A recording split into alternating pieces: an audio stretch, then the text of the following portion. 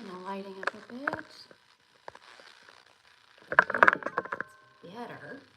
That's better. Hi everyone. Hello. Just gonna give it a second. Let everyone get their notifications. Welcome in, my loves. I hope that everyone is doing good today.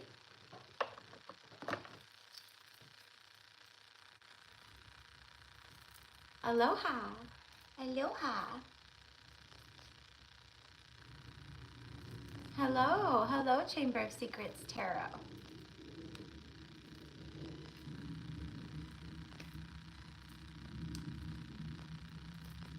All right, there we go. I just went from like 3 to like 11. All right, we'll let it climb just a little bit.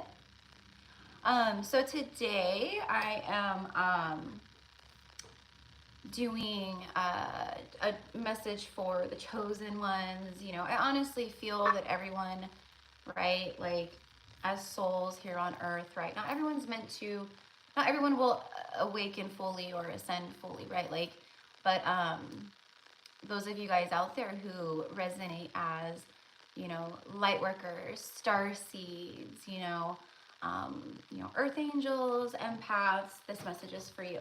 Hold on 1 second, guys. I need to open these blinds a little bit more.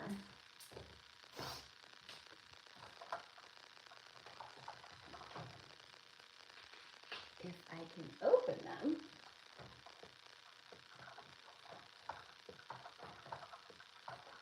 There we go. All right.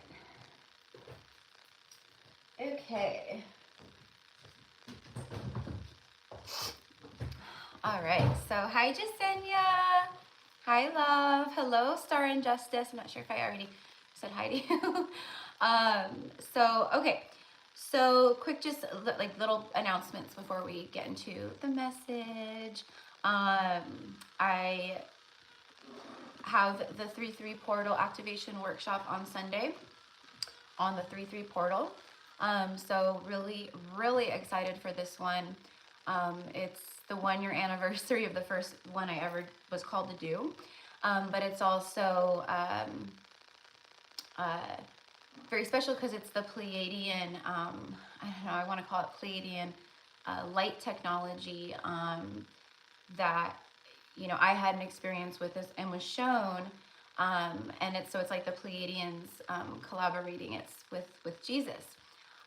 So, you know, and then I didn't even realize, like, it got pushed back because I was sick in February, so I couldn't do it in February when I was intended to. But everything happens in divine timing. So now it's going to be on 3-3, which is powerful because Jesus was 33 years old when he finally ascended his human lifetimes, right, in his last lifetime. So if you are interested in that, I will, after the live, put everything in the description box. I am reopening my tarot lessons, so I'm going to be sharing about that, posting about that. I kind of, you know, shared, I think, I don't know if it was live here or on Instagram, but I've been talking about it, where I've been kind of just feeling like getting those intuitive hits of like the lessons and opening them up and, you know, and then all of a sudden I got like, within just a few days, like, randomly, like several people reaching out about, sorry guys, about lessons. So I was like, okay, confirmation. So I'm going to be opening those up. I typically open them up every year in June, but we're just gonna roll with it because there's so many people stepping into the next level of their spiritual journey and their spiritual path. So a lot of people are awakening more to their gifts, wanting to work with their gifts. I have a lot of people, right, wanting to start their own, you know, channels, tarot platforms, or just starting some type of, you know, spiritual business where you're working with your gifts. And those of you guys, you know, if you've ever had lessons with me, I definitely concentrate more on that, okay? So, I mean, working with your gifts. So it's like we learn the tarot together, right? And, you know, how to read, do all the things, right? But I always teach and guide intuitively, and I really focus on helping you build your gifts, hone in on your psychic ability, your intuitive energy, and just really like feeling into it more. You guys know how I read, so that's kind of how I coach to read. But anyways, so that's going to be opened up as well. So I'm really excited about that. Even if you just want to learn, like just for yourself, you know what I mean? Some people just want to learn the tarot and they just want to, you know, be able to pull cards and then maybe eventually it turns into something. So anyways, so it is that. There's that. And I think that's it. I think that's it. I'm still taking, I've been talking about in readings, pre-orders for the Lemurian pendants. This one's mine, my personal one. I'm sure you guys have seen me wear it like over the time, but I'm not wearing it right now just so I can like show people as I talk about it. But they are very powerful little crystals, these Lemurians. They're code keeper, wisdom keepers.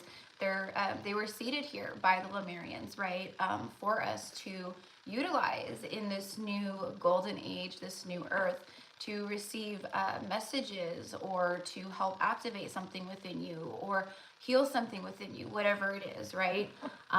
So yeah, and I infuse them with you know, energy healing, whatever the crystal guides me to infuse it with, because it'll, you know, it's all connected, so whoever it's going to be going to, it'll know, right?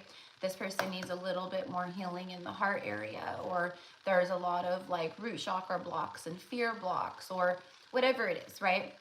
So there's that. And then, so basically like they're already activators, and then I help activate them a little bit more.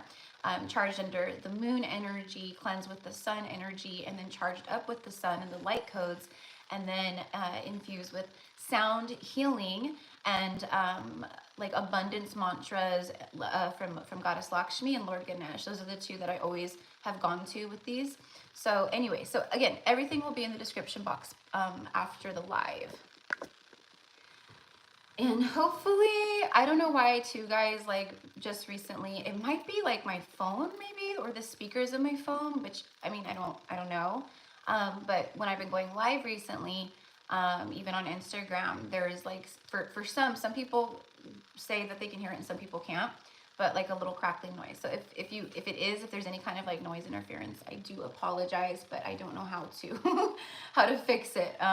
Maybe if it is my speakers, maybe it's time to go get a new phone.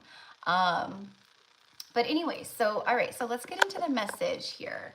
I pulled out the Angel Answers Oracle today. This is a deck that I don't typically work with collective messages. I usually use this deck more with my personal clients and personal messages, but I did feel called to pull this out today. So, you know what I'm guided to do today, before, you know, we get into the personal live mini reads, which if you guys are wanting to get a past life message today, the list is still open. Okay, so so far I have 5 people on the list, you know, which I'm cool with. You guys know me, right? Like I'm good. Even there's just one person on the list, I'm good with that, right? But this is kind of like what I'm being guided to do is kind of connect with the past life energy for whoever's getting a reading today, and really channel for you, you know, any kind of obviously messages or things that come through. You guys know with me and my channeling, it's always could be very random stuff that just pops up, comes through, and I always share with you what it is. But I'm being guided to focus more on, because this is a huge thing that so many in the collective are experiencing right now, is past life healing, past life healing, things that are, I'm going to help you connect the dots. So, you know, just things that you might be feeling, whether it's consciously, subconsciously, stuff that comes up, you know, it could be messages that come through from an ancestor, a soulmate, things like that. But it's going to be focused around healing and helping you take away today, like some stuff about, okay, so, you know, Erica tuned into this, and so I'm maybe purging a lot of, like I said, maybe fear blocks or things like that in my root chakra from a past life that, you know, this happened or whatever it is. Okay, so we'll see what comes through, but I'm focused on the healing. So hi everybody, welcome in. So if you did want to get a reading, it's $33. When I do the past life energy and connect to that, I do the $33 ones for those instead of the $25 for the regular general readings. And you can send the payment to GypsyCowgirlTarot on PayPal or Cash App. And then on Venmo, it's a little different. It's GypsyCowgirl_Tarot. And then you just come back in and say paid, and I will add you to the list, okay? So hello, 222 in Texas. I love it. I love it. Okay, cool. So it just sounds like a little bit of a low. Okay, it's like a low static. All right. Okay. Yeah, you know what? You know, I'm like, is it interference? I think it's just, I think it might be my phone. Honestly, I think it might be the speakers. I don't know. Like when I listen to like music or stuff like that on my phone, I don't, you know, there's no sound interference or static or anything like that. Like the speakers are going out, but it could be. It could be. All right.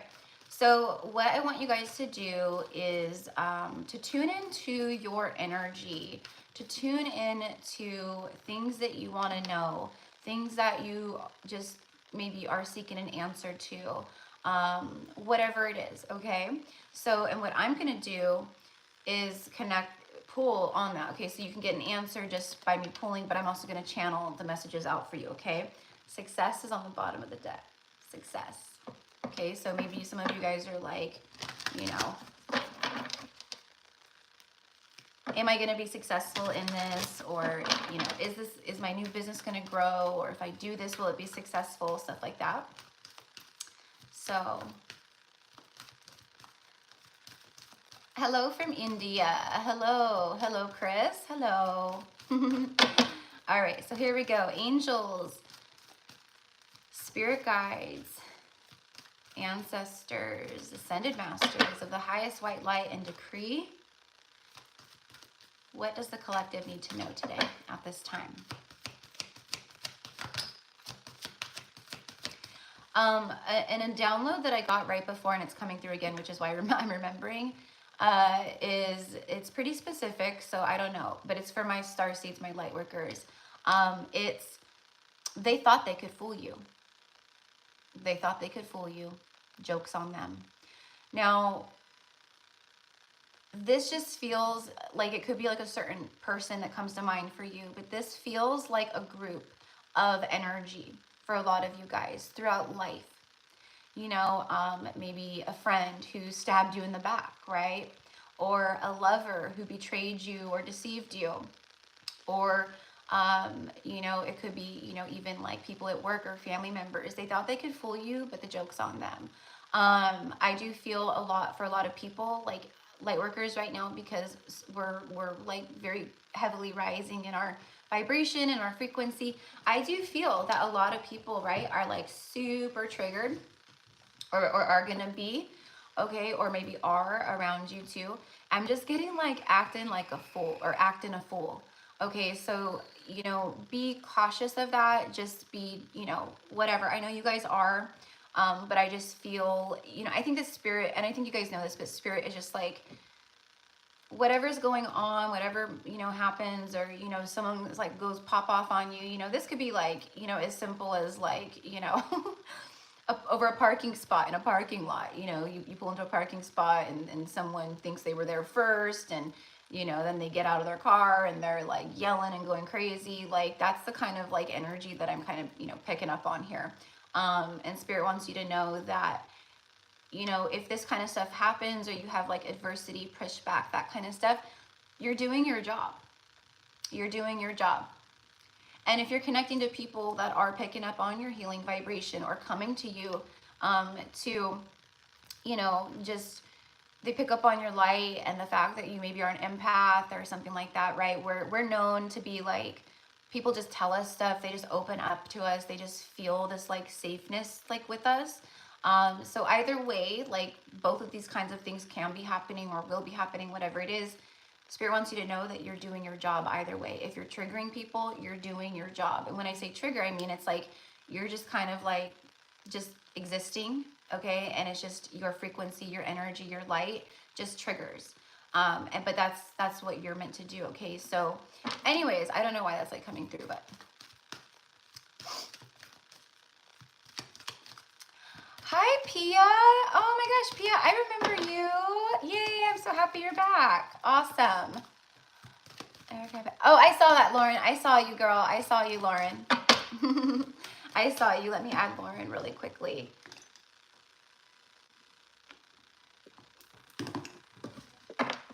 All right. So here we go. Here we go. Here I go again on my own. Walking down the only road I've ever known. A peaceful resolution. So whatever is like you're tapping into, whatever you're thinking about, whatever you're honing in on, whatever you're seeking an answer to, whatever it is, the angels are saying peaceful resolution is coming to you. It surrounds you now. That's actually specifically what I'm getting. A peaceful resolution surrounds you now. Or even peaceful resolutions. So the angels are really helping to bring this kind of energy to you. More peace in your life too, I feel. Like things just getting easier. Things just feeling, you know, like they're flowing, less resistance, you know, that kind of thing. But the angels are guiding in, they're leading, they're bringing these peaceful energies to you. So, you know, it could be about anything. It could be about anything, any kind of situation. And it's happening now, presently, within the next few weeks. Okay. So I'm getting like very drawn to like the golden staircase here. And I'm getting like golden blessings. Golden blessings.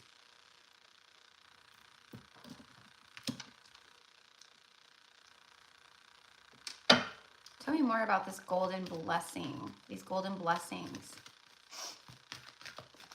There is in this peaceful resolution card, the angel has like a rainbow, right? And the rainbow speaks of serendipity. It speaks of like divine timing, serendipity. You know, it does represent like, you know, like the chakras, that kind of thing. But it feels more like serendipitous, something like serendipitous events. Today, I forget what like transits astrologically are happening today. I literally just like watched something over on Instagram from an astrologer, and she was talking like all about this. So today specifically, and then like the energy is just kind of moving into March.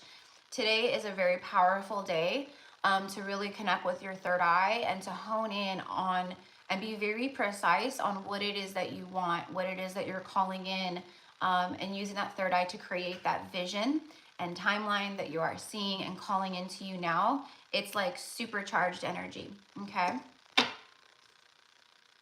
Reconsider. All right, so Archangel Michael, there is some stuff that you might be needing to reconsider, or the angels are guiding you to reconsider. Maybe, you know, it could just be anything, you know, about anything like, you know, maybe I'm reconsidering my job, or I want to try this, or I want to do this, or reconsidering, you know, how I feel about this situation or whatever it is. But there's something here about that reconsider. And Archangel Michael. A lot of you guys have been connecting to Archangel Michael a lot. Praying. It's like your prayers. Archangel Michael's working with you. Okay. So if you're wondering if like it's working, or if, you know, Archangel Michael is really helping, or whatever it is, it's a big fat yes.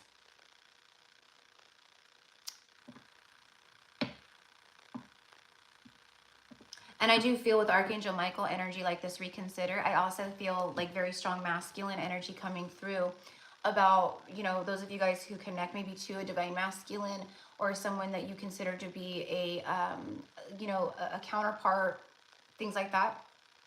They could be going through a lot of like this energy too. Reconsidering things in their lives, moving things around, changing things. Okay, so for some of you guys, you may have been connecting when I said to tune in to a masculine energy, and that's partially why it's coming through here. Yeah, exactly. Communicate clearly. So it does feel like that. It feels like, for one, you're going to be getting a lot more like heavy communication from like the angelic realm, your spirit guides, star beings, star family. We are, you know, moving into this time. We're already in it, honestly, where, and I've talked about this, where you're gonna start getting, for a lot of you guys out there, you're your star family, the Pleiadians, the Sirians, Arcturians, whatever it is, Lyrans, you know, it could be the Andromedans, they're going to be coming to you. Now, for some of you guys, it's probably mostly in like a dream, like when you're asleep. They're going to be showing up, like they're going to be very present, okay? So you may see other like channelers or people like, you know, that do this like what I do, right? That share, you know, healers, stuff like that. They might be sharing similar messages. You might start seeing kind of, you know, these similar messages popping up for you, because it's true.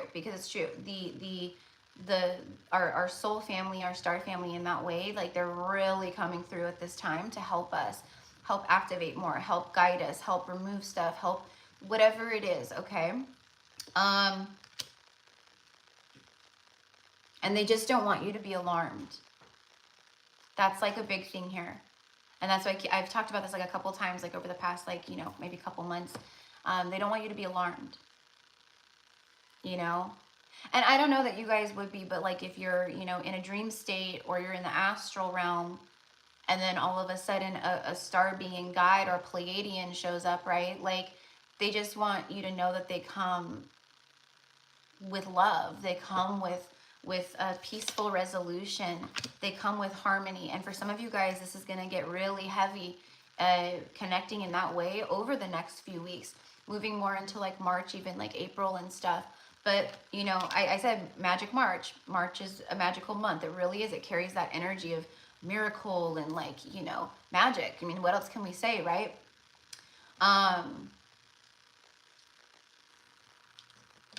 Preparing you for divine blessings. Yeah.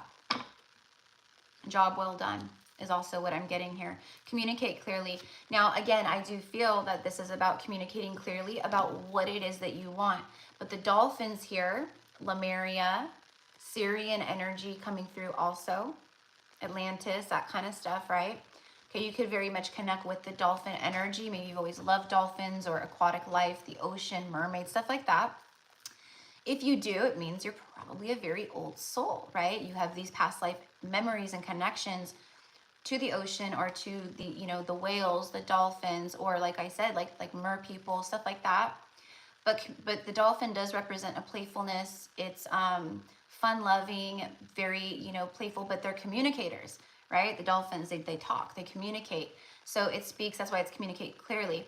Does feel like there's this beautiful divine partnership here that the angel guides are helping to merge, is what I'm hearing. They're helping you to merge in the physical. And this does bring about, and it is like you communicating clearly with someone else, even maybe on the astral realm. Okay, so there's that too. If you have a dream with someone, maybe someone you haven't even met yet, okay? But for a lot of you guys, I've been talking about the really heavy astral experiences and energies coming through at this time. And that's how it feels. Feels like someone is coming through, they're showing up, they're talking, you're talking. But it's meant to happen, you know, clear communication happening in the 3D is what I want to say here. Okay, but also this is about like communicating clearly to the angels and, you know, your spiritual guides, whatever it is, the universe, of what it is that you really want. Like I just said about manifesting, like communicate clearly about what it is that you truly want. And don't be shy. And don't be shy. All right. Okay, so we had improving health on the bottom of the deck. So that could be a thing too. Like you guys, like, you know, like for me, right? Like I got knocked down in January and then I got knocked down again in February with sickness, right? So for me, that improving health energy is, you know, a very positive thing. I'm like welcoming it with open arms. But I think for a lot of you guys, it's also like your, you know, emotional health, your spiritual health, your mental health, right? Like not just the physical. All right, here we go. Look for a sign and then let go. Okay. So there is whatever needs to be released or let go. You're getting clear signs or communication, clear communication or signs that they're bringing forth and giving you, okay, to release. But I do feel again that for a lot of you guys, this is like connected to someone that you connect to, where they're receiving a lot of signs and it's telling them to let go of, you know, whatever it is, ego, pride, you know, whatever it is, right? But for you guys right now, this is a time to, you know, we're still in the energy of that full moon with Virgo, right? It was just a few days ago, and the energy will linger. So we're still feeling that.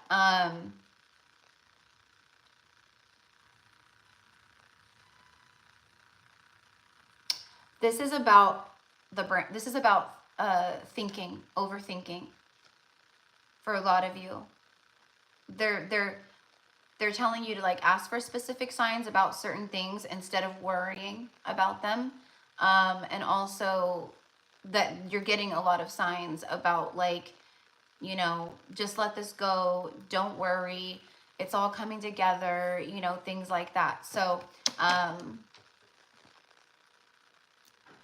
oh, okay, Pia, I missed you too. Have a good day. Hi, Yaselin. Hi, my love. Yes, yeah. Yep, there's still room. Yeah, there's still room. So go ahead and send your payment over. We're tapping into the past life energy today. It's 33 USD. So we're going to see what comes up, what comes through. I have no idea, but we'll tap into that for you guys. So hello. Welcome in, Ebony. Hello, Lisa. So there's a little bit of a lag on the comments. So it's 33 USD. All right. So, okay.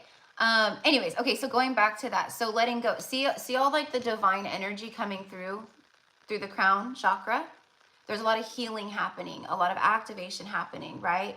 There's all the things. So they're helping to clear a lot of this stuff to help you let go of things, to help you clear what's no longer serving you. And I do feel that. I feel that, you know, for a lot of us, I think that we're just going to like start waking up. You know, we're going to start waking up, feeling the elevated energy, feeling the ascension that's taking place in a big way. So it's like you wake up in the morning and like maybe you've been like in a state of like just, you know, anxiety or over worrying or thinking or getting anxious about things or whatever it is, right? It's like you're just gonna start like waking up more and more, and it's just gonna fade away. It's like it's just fading away. You know, where you're just like, huh, now that I think about it, like I'm feeling very different about all of this, and I'm not like worrying about the things that I was worrying before. You know, it's like that. All right, in the near future. Okay, so let's pull on that. Let's see what they're talking about in the near future. All right. Okay, Yeselin. Yeah, my love. I saw it come through. Thank you, honey. All right, Yeselin. All right. So you'll be number 7. The list that I have so far, number 1 is Jasenia. Number 2 is Susan. Number 3 is CJ. 4 is Brittany. 5 is Marianne. 6 is Lauren. And then 7, Yeselin. All right.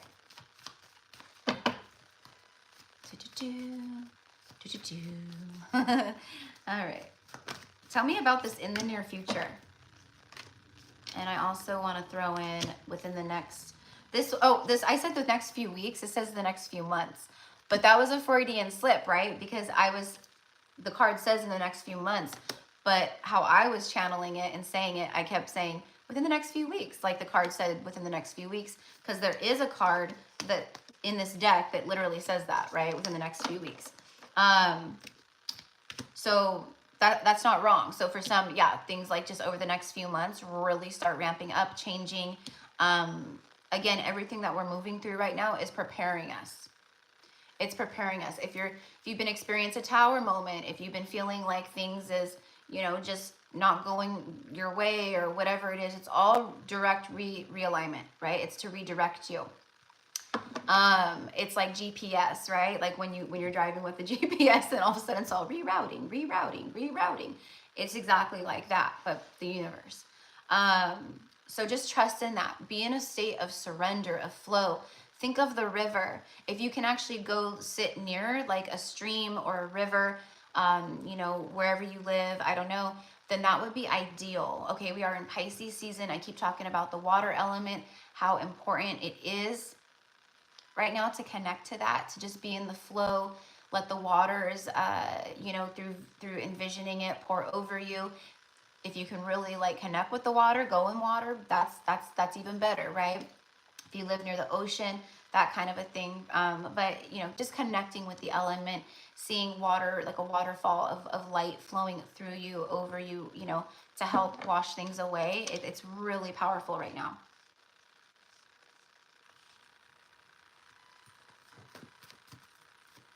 All right, so tell me about in the near future here. Notice that there is 2 angels.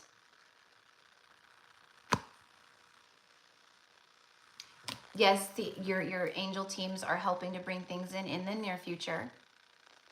But it feels like in the near future, 2 angelic star beings or souls or whatever it is coming together. Magic March, you guys. Magic March. La la la la la.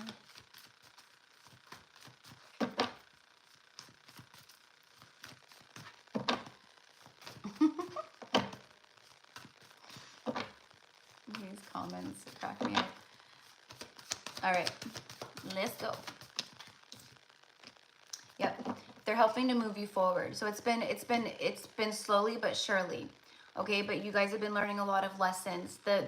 The angels here, that's why I was connecting to this. The angels are helping to guide you out of the stormy waters, or the, you know, this is the card of like moving to calmer waters, right? So they're moving you and pulling you through whatever's been going on, whatever's, so this is clarifying this, okay? So something that you have been moving towards, or they are pulling you towards, or helping to guide you towards, happens here in the very near future.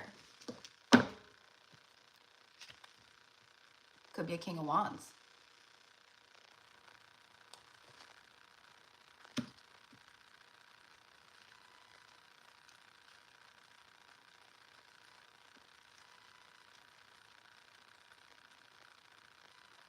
The Devil energy is showing up here. They're moving you away from people who are not for your highest and greatest good. People who are in low vibrational states of living and consciousness. People that have a lot of attachments. They're protecting you in a big way from getting any type of like attachments, is what I want to say too. You know, that could be very unintentional. Like you could just be like pushing your cart through the grocery store, and you walk past someone in an aisle who is in this vibration and state of being. Okay, if they have any attachments or things like that, those attachments could lock onto your light. Okay, so you know, for me, it's like you're very protected, but you know, I always say like just be extra, you know, shield yourself with that light. But they're protecting you from this kind of energy. Give me more. Yeah, anything that is like gonna drain you or take from you. Okay, they're really watching over you right now as you push out these old cycles and move into this new one. Now, on the other hand of that, in the near future, over the next few weeks or months, for me it feels more like weeks, but it can go like March, April. It also feels like there's this, you know, masculine who maybe watches you, sees you, or will come across you and see you, probably for a lot of you guys through work, online, or they see you out and about somewhere. But I think for a lot of you guys, it's social media. Okay, this is like the World Wide Web too, the internet, right?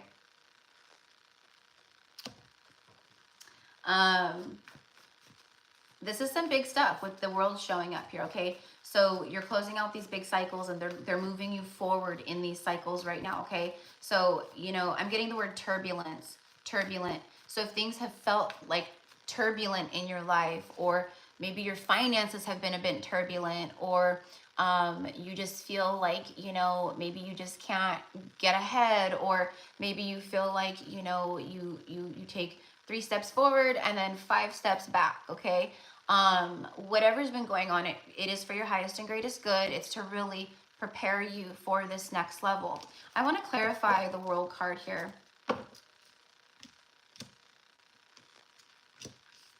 But it also shows me that the universe is like really doubling down for a lot of you guys right now, moving you away, and the angels too, right? Keeping you away from these devil energies.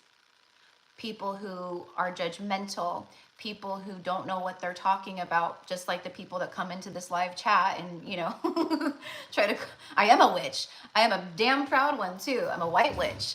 And I know Jesus loves me because I'm working with him on a daily basis. I'm doing a workshop with him on Sunday. You know, that's the kind of stuff. It's very ignorant type energy. A lot of just, but you see that around you a lot when you're a light worker. That's the kind of stuff you trigger within people, you know, and they can't just help, they just can't help themselves because inside is the devil. Okay. You know, we see every day religious fanatics are like the biggest hypocrites. I've seen it firsthand, right? Not saying everyone is, but you guys catch my drift. That's the kind of stuff that they're protecting you from and guiding you from.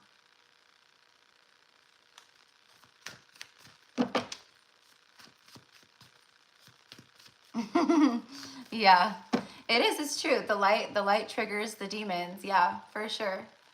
Yeah. All right. So tell me about this beautiful new cycle, the World card. This is a whole new you. This is a whole new world. I actually did a reel over on Instagram this morning. It was about like a soulmate energy. It was similar to the message that I did here on YouTube this morning, where it's like a surprise, something out of nowhere. But I literally said, the very first thing I put on the caption over on Instagram to that reel was a whole new world. And then in parentheses, I put cue the Aladdin song, you know, a whole new world, right? Okay. The magic carpet ride, all that. That's this for you guys. Okay. So this is a time to have like very strong faith, like no matter what's going on around you, no matter what kind of people are being pop off, no matter what kind of situation feels like it's just dragging you down, or it feels like it's not working in your favor, whatever it is, the universe is saying, trust us, trust us, trust us. We are pulling you forward through this. Maybe you don't really feel it or sense it or see it, but we are. Okay? Trust. All right? What they're doing is moving you away from all of this shit. Okay? And you're leveling up. This whole new level. 0 point energy after it's the Fool. You're going to be starting a new Fool's journey. You're starting a new Fool's journey.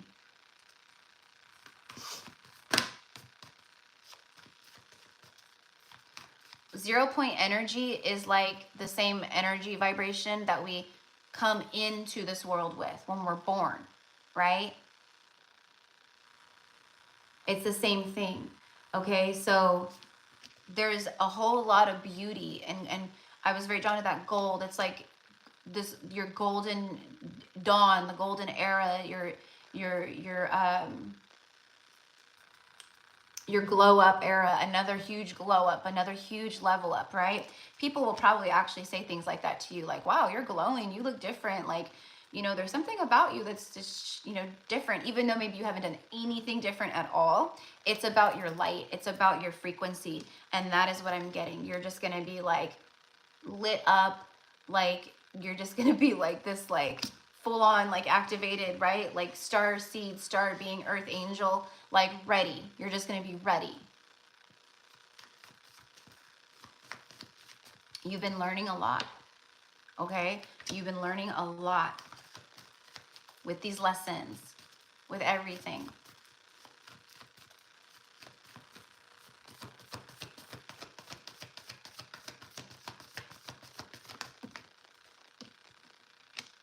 Two of Swords, Five of Swords.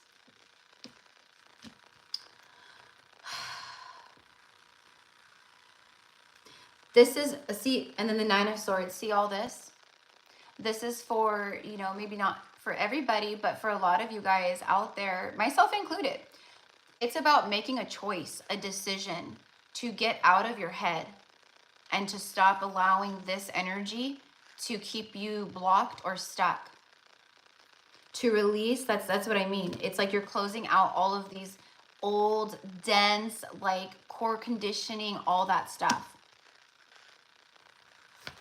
Okay, nine of swords. This is what you're closing out, and this is, again, your level up, what you're moving into. Just feeling like you're just like, again, with the Queen of Cups, it's like the universe is saying to you, like, just surrender. Jesus, take the wheel. Just surrender. Just surrender it up.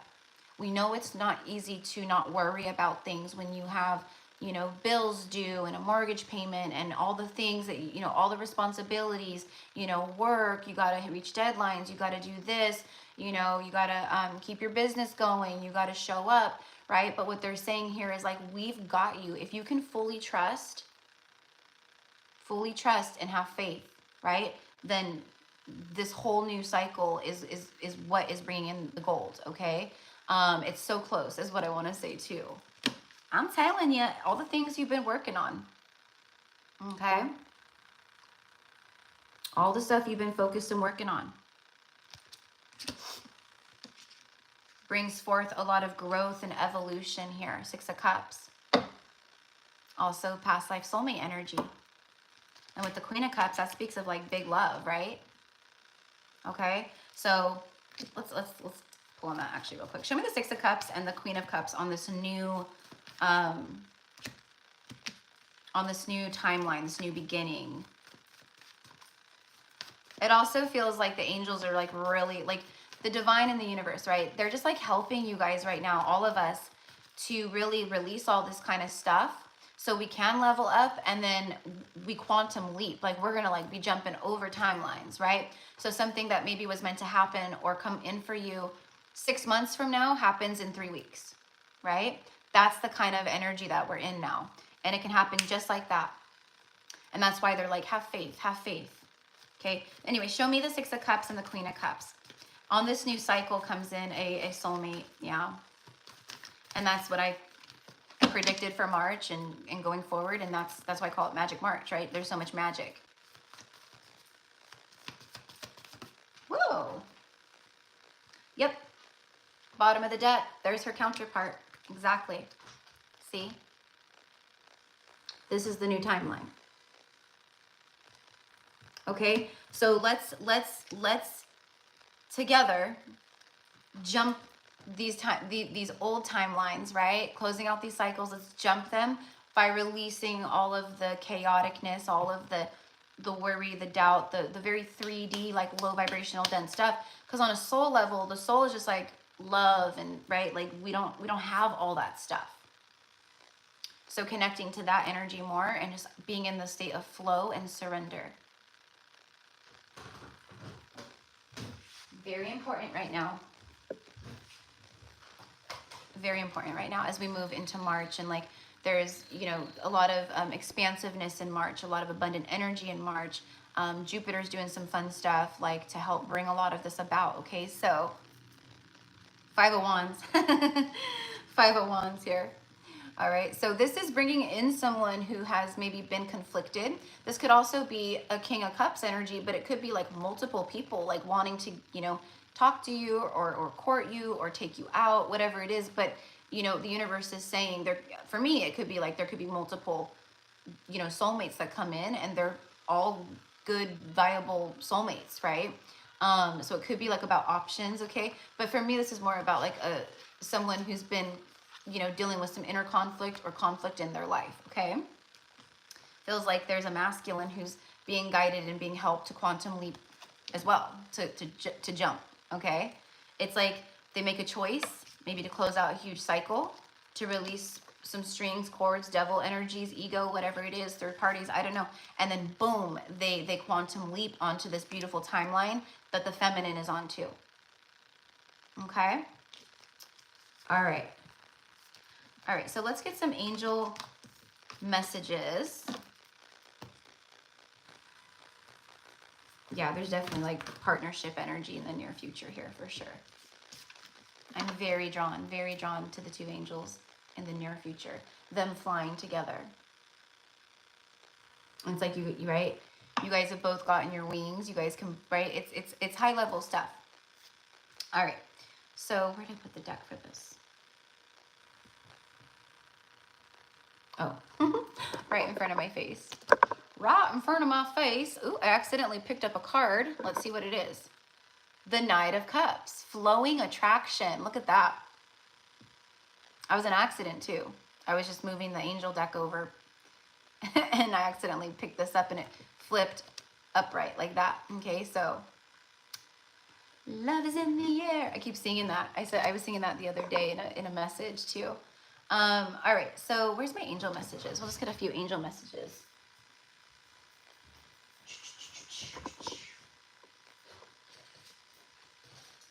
And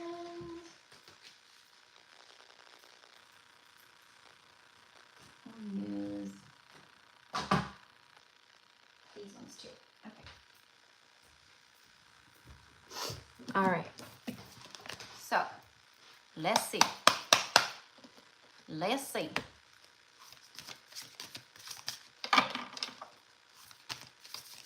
What messages do you have for the collective today, angels? What are the messages that need to come through for the collective? You guys see that?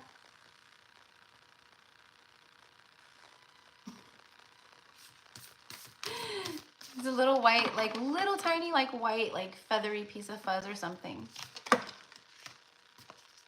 But it showed, right? It showed up like right as I pulled out the angel cards.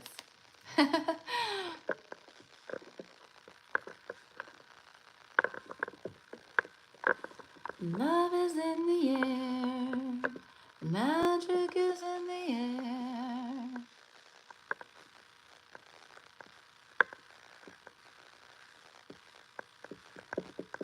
I'm just wanting to see if I missed anyone's comments. Hello, Enchanted Pisces. Yeah, so I was supposed to go live yesterday, right?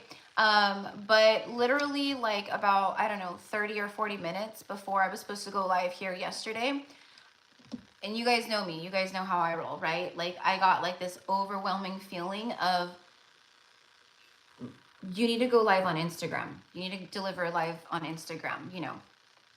I mean, obviously like it's different over there. You know, my following is not like here, which doesn't matter, but it's growing. So I'm trying to like, you know, be there too. And, you know, but anyways, I just felt it like washed over me and I was like, all right. So, which I know you guys always understand if I need to reschedule it or something comes up or whatever it is. So I pushed it to today. That's why. All right. And now the comments aren't moving. Love is in the air. All right, so you got the affirmation card. Okay, so the angels want you to know, this is, okay, so it says, be aware of your language and thoughts. The most powerful statement you can ever make, think, or feel is thank you. Be grateful for all of the blessings in your life as we acknowledge the divine order of life. The universe responds with ever greater blessings.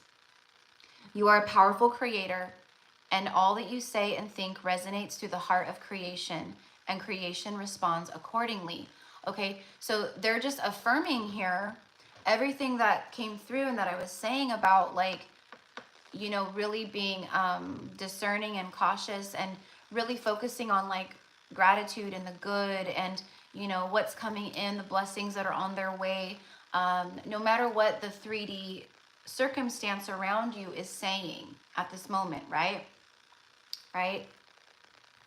Okay, like I know for a lot of people right now, it's not been, you know, it's been the pressure cooker, right? So a lot of people, a lot of starseeds especially, right, have felt this like overwhelming, like, you know, can I really do this journey? Like, can I, you know, overcome all of this? Or can I, you know, am I really cut out for this? And I keep saying like, yeah, you are. But this is about like not focusing on what's going wrong or the negative or the lack or the troubles, the problems, negativity, whatever it is, right? This is about if you can surrender and be in the flow state, like I said, and you can maybe do some positive affirmations or affirm to yourself, you know, just again, how it says it's very powerful, the word, you know, the words thank you and having that gratitude, thank you, right? So, you know, very simple, right? You get up in the morning, thank you for this, for this bed, for this cozy bed. Thank you for the sleep. Thank you for this beautiful day, you know. Having gratitude, you get up and maybe make your tea or your coffee, right? Thank you for this tea. Thank you for this coffee. You know, you go outside, like today it's beautiful and sunny here. You know, going outside, it's like, oh, thank you for this beautiful weather. Thank you, sun. Thank you, light codes. You know, whatever it is, right? But like having that like thankful energy. It's going to take you a long way right now is the point. It's going to take you very far right now. Okay? Let's get one more from the angels. Blessings. Okay, so we'll read that one in a second. Intuition. Trust your intuition and know that what seems logical may not necessarily be right. The answer to your question lies inside of your heart. Endless possibilities exist for you. Stop trying to work it all out and feel your way through. We, your angels, will guide you. That's exactly what all of the messages that came out, it was literally them, like I said, Six of Swords. They're guiding you, right? Trust your feelings. What feels right is right, right? What feels wrong, and then same thing, what feels wrong is wrong, right? Trust your intuition. And trust what your intuition is telling you. And if you feel like your intuition is maybe a little clouded, or you're, you know, for some, you know, I do suggest that maybe, you know, a lot of times, like if we watch too much tarot or, you know, things like that, it can mess with our own intuition, you know. So if you feel called, like maybe taking a break or pulling away from like watching so many readings, or watching, you know, or maybe just choose like 1 or 2 readers to watch and just kind of, you know, connect to that and allow your intuition to really like come through. But, you know, it's just in general, that's coming through too. Okay, and then blessings. Love, light, and blessings. Through this card, you are being showered with angelic light. Did I not say about the water element and like seeing the waterfall and like basically showering yourself in light? Accept the blessings about to come your way and know that you deserve to be and have all that your heart desires. You are being lovingly guided along a golden path. Did I not? I said I was very drawn to the golden staircase, and I was like, it's your golden era, it's the golden dawn, whatever you want to call it, right? It really is that. I'm always drawn to things for a reason. Here we go, last card here. You are being lovingly guided along a golden path, a magical journey through which you shall discover your true essence, the infinite and eternal you. Congratulations! Exclamation point. They're letting you know, like, good job. Like, you've done it. You're doing it. Keep going. You're so close. You're being guided on this golden path. And what that golden path leads you to is gold. It leads you to, you know, the big pot of gold, right? Like the end of the rainbow, that whole thing, right? And I feel it. I want to remind everyone here, right? As a light worker, as an earth angel, you know, we did not come here. We came here to obviously do the healing work and to help and, you know, raise the vibration of humanity and earth again and, you know, all blah, blah, blah, all the things, right? But we came here to be fully abundant and to experience love at the highest form and level.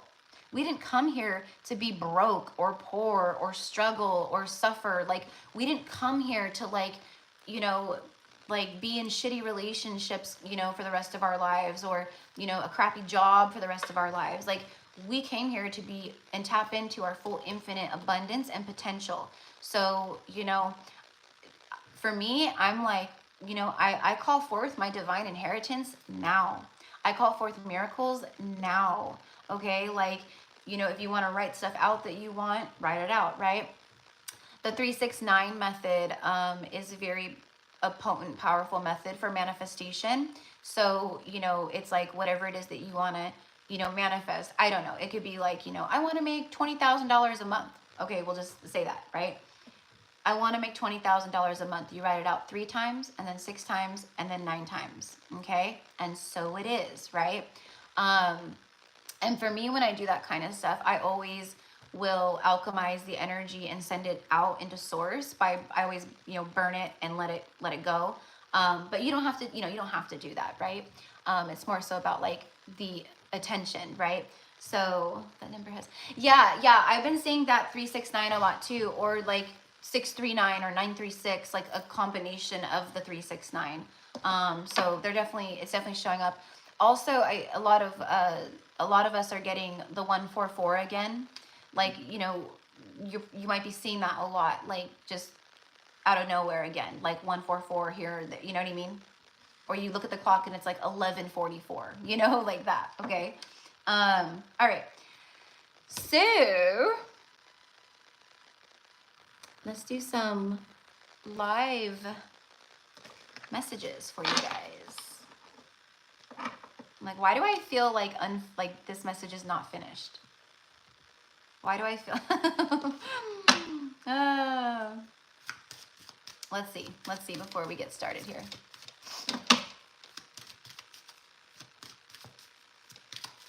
All right.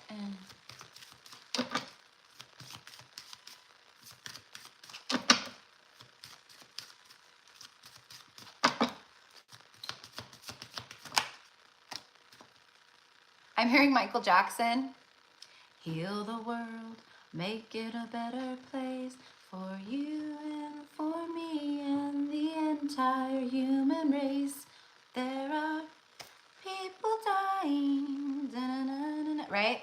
So I love that song, but it's a very powerful, I think, song. That's what's coming through for right now. Like we're here to help heal this world.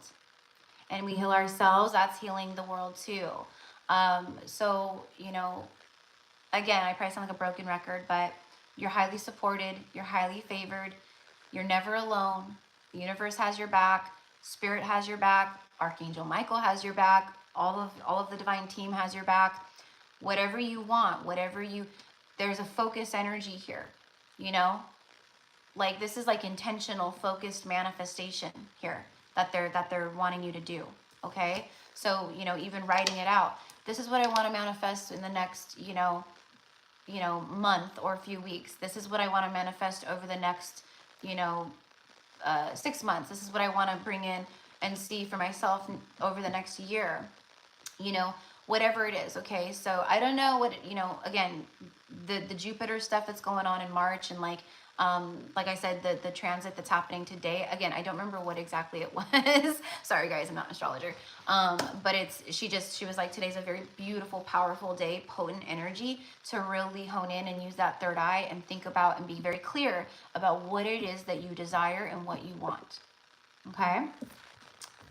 Crystals. The energy of crystals supports you and helps you with your present situation. So working with crystals. Okay. You know, maybe connecting and like asking Spirit, like, are there any types of crystals that I should invest in, or certain crystal that I should get, or if there's something that you're very drawn to right now, you know, maybe manifestation crystals, right? Crystals that bring forth abundance and help you manifest and bring forth prosperity, you know. Jade is a good one. Citrine is a phenomenal one for all of that. I love citrine for that. But anyways, just working with crystals. Maybe some of your light work has to do with crystals too. And if you feel called, you could always get a LEMURIAN crystal. A little LEMURIAN pendant. But it's like the crystals, it's just connecting with them. They're going to help you through, you know, healing, releasing, manifesting, whatever it is. Ooh, and then you got the God box. I love this card. And again, here we go with the worries and concerns. Okay, so they're telling you to write any worries, concerns, or desires on a piece of paper that you put into a special container called a God box as a way of letting go and allowing the divine to help you. Okay, so for some of you guys, maybe you want to make a God box.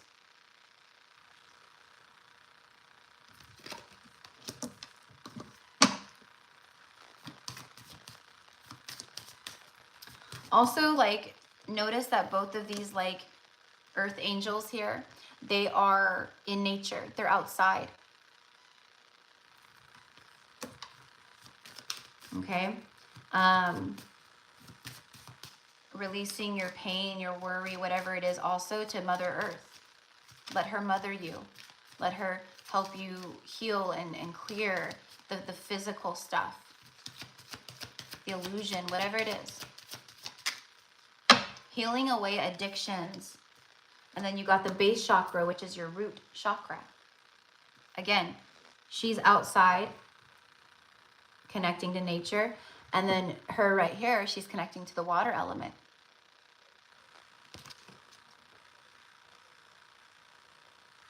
It's time to let go of behaviors that are blocking you from your heart's desire. Ask Archangel Raphael to help you with this healing. So anything,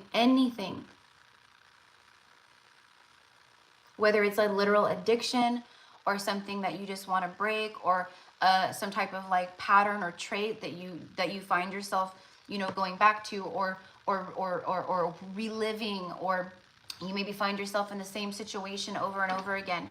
Call on Archangel Raphael to help you heal this once and for all and release it. Okay? And then what does this one say? Choose only positive thoughts to describe your home, career, and finances, as your words determine your outcome. Boom. Very powerful. Okay, so choosing positive words and thoughts that surround like your home, your environment, your everyday life, your financial situation, whatever it is, right? Because your words determine your outcome. And your thoughts do too, right? All right.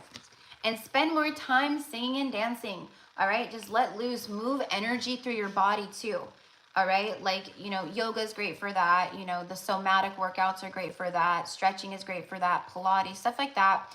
But for me, just like throwing on some music and just really letting your body move, and like, you know, kind of surrendering movement too. You know, because oftentimes when we dance, we're real, you know, we have like the way we dance in our style or whatever it is, right? But like this kind of like channel dancing is what I want to say. It's just like channeling whatever comes through and just allowing like even if you know, just close all the blinds in your house, shut all the curtains, you know, and then just go wild, you know, spaghetti arms and move and whatever it is. But there's something about like really letting like energy just like move out through you, help alchemize it, okay? And it's fun. It raises your vibration like crazy. Some of you guys, you know, sound, connecting with sound, listening to maybe certain spiritual singers or things like that, or even using your own voice, creating your own sacred sound. You know, as we ascend, everything ascends with us, right? Like when I'm channeling, like I can't sing for crap, right? But like sometimes like when I'm channeling, or I'm doing like my sound bowl, or I'm like, you know, working with a client, and I maybe channel some light language, but I'm guided to sing it instead of just speak it. Sometimes I'm like, is this even me singing right now? Like, this is crazy, because sometimes, you know, my throat chakra is just so activated, right? When I'm channeling that kind of stuff. And it completely transforms and the way that my singing comes out, okay? So, right? And then it's gone again. And then it's gone again. No, I'm just kidding. But anyways, so just have fun, all right? Yeah, oh my God, literally you cannot make it up. I just looked down and look at, there's the throat chakra. The angels are helping you lovingly speak your truth. Lovingly speak your truth. Because that's a big thing, right? So many people, they don't know how to be compassionate or lovingly speak, right? Like everyone just like talks at you or down to you, or you know what I mean? But like light workers, like they have a way of like communicating where it's just, it's love. Even the truth, you know, all the time I have to, I mean, I don't say all the time, but you know, working with like clients and just different, right? Like I have to speak truth, you know, and sometimes, yeah, it sucks. It's not fun, right? But I know I always come from a place of the heart So whatever it is that I have to say or whatever, you know what I mean? It always comes with love. And whoever's on the receiving end of that, they know that and feel that, right? So, you know, that's a gift. That's a gift, okay? And I think a lot more people are going to start coming to you guys or showing up in your lives or circumstances, situations where they need guidance. They need, you know, help, or they just want to get your opinion, or they just want to talk to you, and, you know, things like that, okay? But we always have to come from a place of truth and authenticity. Unfortunately, there's a lot of readers out there. I've had to recently, you know, people that I've read for before, I've had to recently turn people away, clients, because, you know, I just, for one, you know, some people can get really, like, you know, just like, you know, pushy, and it's like, I don't need this shit, so bye. But but what it is like, you know, people who are like, I'll read for people. Obviously I do my lives and you guys get check-ins, and that's different, right? It's guidance, it's truth, it's always authentic, right? There's a lot of readers out there that are not that way. Like, they will, you know, yeah, sure, keep coming back, keep booking me, sure, I'll keep telling you the bullshit you want to hear, sure, yeah, your person's coming back, yeah, they are so in love with you, oh yeah, they're showing up, you know, blah blah blah, right? Like like, I just recently read for a woman for the first time, and, you know, the way that I channeled it and the messages that came through, I mean, it was just like so dead on, and she was like, oh my gosh, right? But it was very, it was one of those moments where it was like, I'm so sorry, like, I hate giving these kinds of messages, but yeah, this person, no. Of course, it's always, you do what you feel guided to do and what comes from the heart. But a lot of readers, and she even said, she was like, I went to a reader in person where she lives, and she said that that reader, like, just recently, like not that long ago or whatever, told her it was like the exact opposite. It was just like, so like, just, it was so crazy. I was like, are you kidding me? Like, I don't even know how that person like read that off of this energy. So, you know, but you gotta be careful. And yeah, you know, and you know, if you do start a business someday, or you are someone who has your own channel or whatever it is, or you're starting one, or you're just, you know, where you're working with clients of any kind, right? But readings are very, you know, they're different, because people, what they do is like, they will go to, you know, they'll book, which I don't care, you know, I'm not, you know what I mean? Like, you can go to any reader you want, or as many readers as you want, but I'm not going to be a part of it. I'm not going to be a part of it. Like, it's one thing if, like I just said, like, you get a reading from someone and you just feel like, I don't know, like, it's like a doctor, right? I want a second opinion. That's a little different, right? But like, there's some people that are like obsessive over the twin flame journey, or they're obsessive over a DM, or obsessive about, right? They're not doing their own inner work. They're just obsessing over that person, or when is it going to happen, or whatever it is. So they'll go to like this reader, then this reader, and this reader, and this reader in a very short amount of time. And that's the kind of stuff I don't condone. And I won't work with people like that, you know, or I'll say, take a break and come back in a few months and I'll read for you, you know, whatever it is. But anyways, so just because they call themselves a light worker, or they're spiritual or whatever it is, does not mean that they're coming from a place of authenticity and the heart, okay? More than likely, for a lot of people out there, it's coming from a place of money and greed, you know? That's what I mean. You just gotta be discerning and careful. And I don't remember why I even started talking about that, about the readings and stuff. But anyways, all right, I'm done with my with my rant, with my share. I think it has something to do with like one of the cards I pulled or something.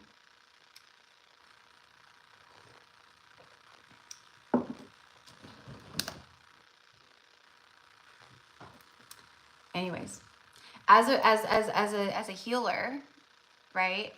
My job, and as a psychic medium, my job is to help and assist people in growth and healing, right? Not to feed the ego and like just keep reeling you back in for more.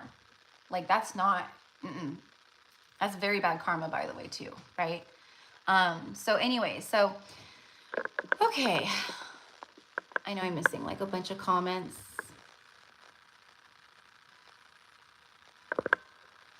taught myself how to throat sing, or that skill is given to me. It clears the energy. Beautiful. I love that. Yeah. You know, and yeah, my voice, you know, since I started my business, my channel, all the things, and I've been ascending more too, my voice has shifted. My, like when I do sing, like I said, you know, like it has shifted, like compared to like before, you know what I mean? But I'm still not like some, you know, Celine Dion or anything like that. But there's a lot of people, just depending on your soul path, your gifts, your modalities, that you're meant to utilize. Like one of my favorite spiritual singer, songstress, high priestesses to listen to is here on YouTube. She's based out of Sedona, Shakina Rose. I've shared her stuff many times on the channel, like on the community page. But Shakina Rose is absolutely, she's got the voice of an angel. She actually has a frequency that was like a missing frequency tone that scientists like whatever, like studied her voice frequencies.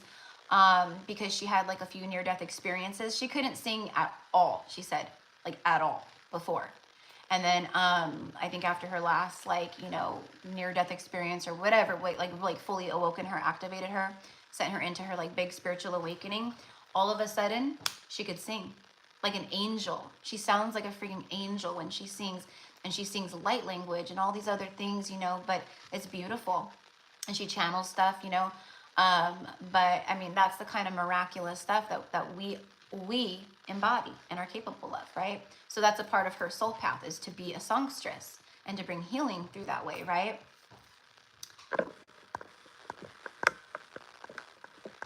All right, so I am going to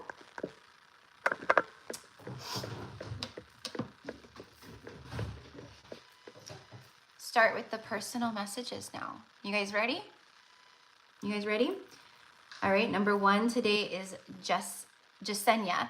Oh my gosh, I literally almost did that again, where yesterday I was calling her I think Jesselyn or something like that. Jasenia.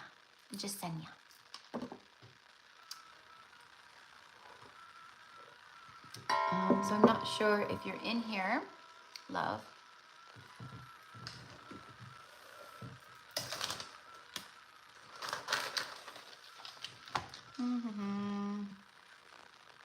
I'm gonna go grab I need to go grab my gum real quick.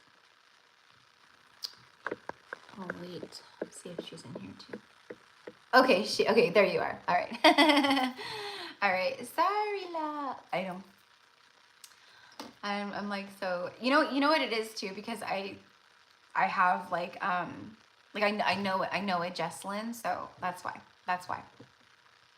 Actually, I used to babysit a Jesselyn when I was younger, like in high school.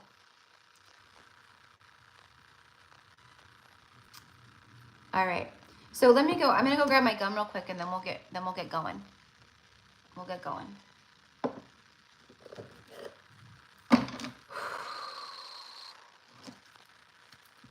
Just trying to tune in to even see where I should start with that. Yeah, and you still picked up on the message. Yeah, that was funny. You were like, I had a feeling. I love it. So, okay, I'll be right back. Let's see. Yeah, no, I don't have them in here.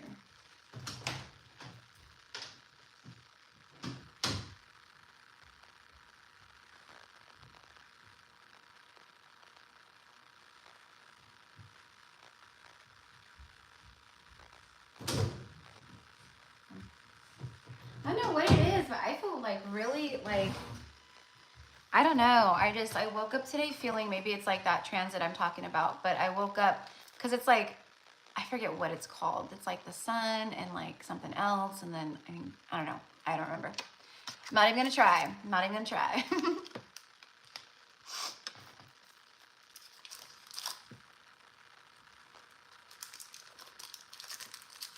All right. So I'm going to tune in for Jasenia.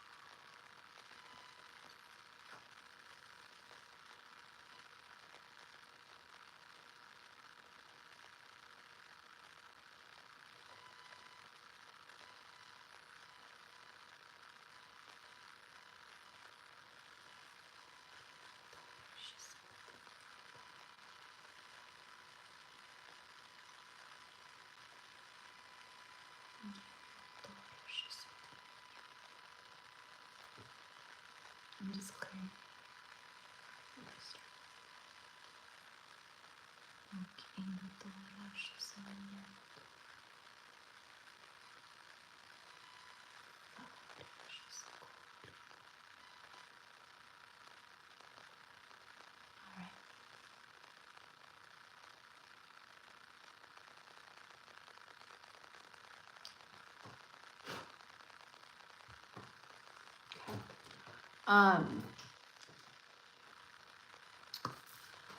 I think this is going to be kind of maybe a similar energy that comes through for everyone I'm reading for today, but I mean, I could be wrong.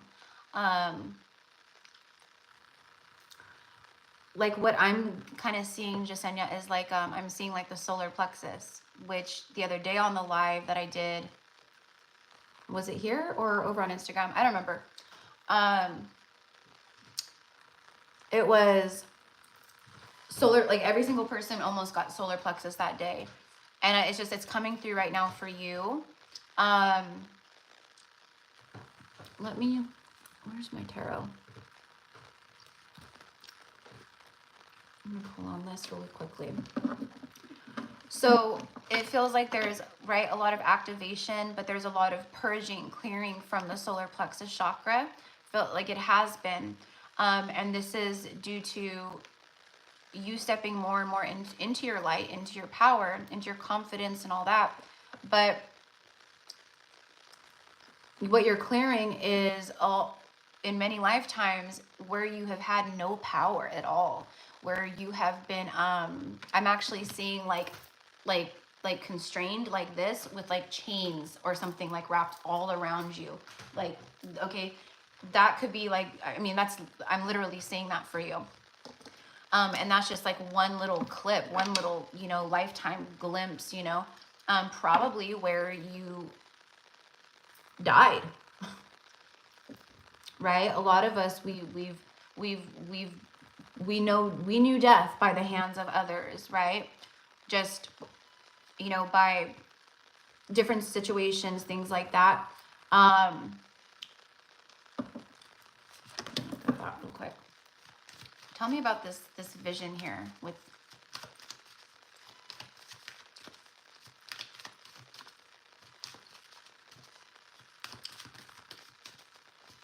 you may have a dream like that, like where you actually, okay, if there's, and for some like out there, and this is for you too, Jasenia, if you are having dreams of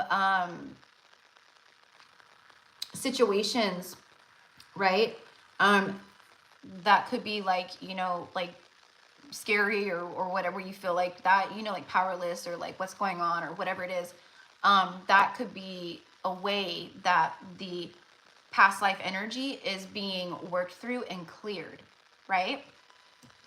Tell me about the death card here and the vision that I'm seeing for her.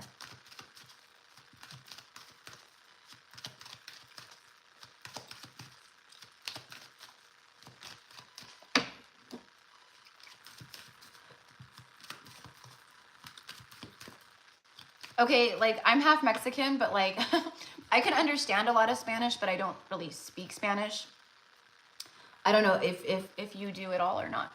But I'm hearing the what is it? Curandera, a curandera.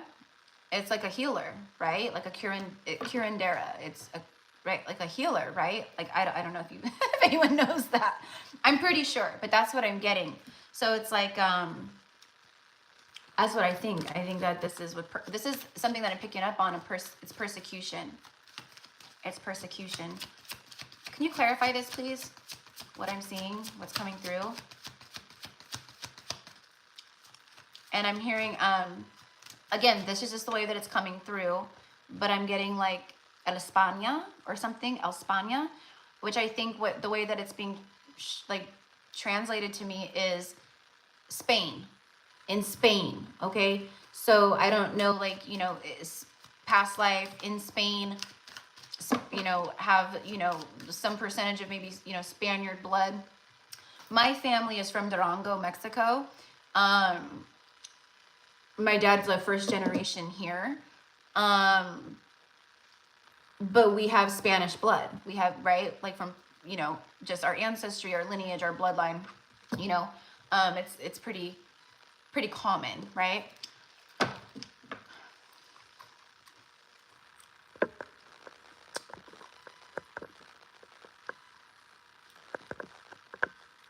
Curandero is medicine man. So the feminine aspect of it would be curandera, because I was getting curandera. But either way, it's medicine man, medicine woman, whatever it is. So a healer. Okay, but I feel that you're a very powerful one. Okay, which is why what I'm seeing with chains is why they would chain you. Like they had to be sure that you weren't gonna, like, you know, ninja yourself out of there or like disappear. You know what I mean? Like they were scared. This is fear. People who hurt you out of fear.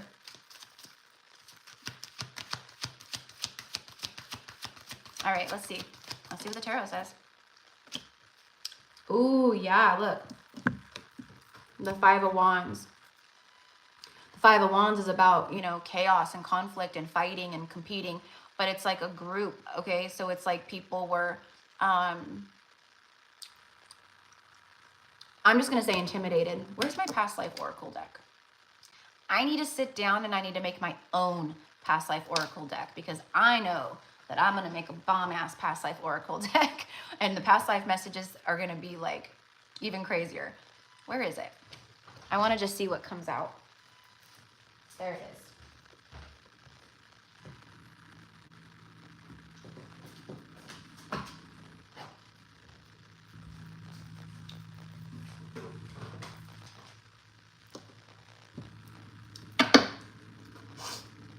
So the past life messages are always meant to like help too. It's meant to help assist you, to just bring forth a bit of knowledge, awareness, you know, whatever it is. You guys, I'm like, what is that? It's a little like the orbs. Let's see, for Jasenia.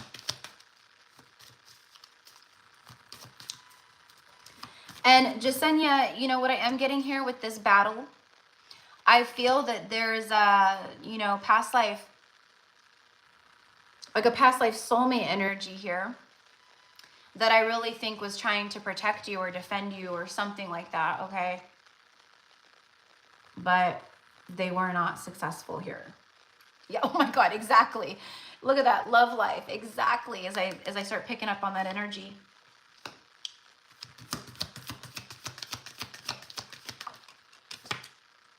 Holy balls. You can't make this stuff up. What did I hear? Curandera. Okay, I don't even, right? Medicine man, medicine woman. Look what card just flew out. Thank you, spirit guides, for always backing me up. Literally, the card of medicine man or woman. Okay? I'm telling you, like, I don't know how all this stuff works, but one of my gifts, one of my strongest gifts, that's when I was guided to start doing the past life Akashic readings for people. There's Akashic readers out there that are phenomenal, but there's a lot of them where, like, you know, like you have to like take a course, or you have to learn how to like access the Akash, you know, and there's like a whole thing to that. But for me, it just came through very naturally, like the past life energy and the Akashic records of others.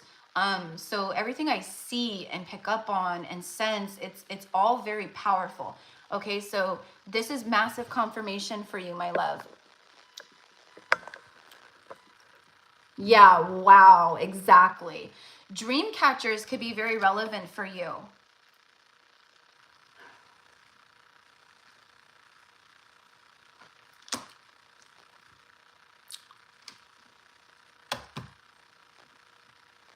Yeah, you had a lot of people, like you had a lot of energies against you here in this lifetime. But like I said, love life too showed up, like literally, like both the energies that I'm picking up on here. Okay, like this is some kind of past life soulmate energy, or someone that you know, that you connect to, maybe someone you connect to right now. I don't know. We've had many, you know, past lives, so we have different past life soulmates, or, you know, different stuff like that too. But I'm telling you, I can feel it. There is someone that was trying to protect you and like stop this, okay? But and oh my God, I didn't even realize. Look at on the death card. Literally, there's chains. There's chains on this death card. Can you see the chains all around?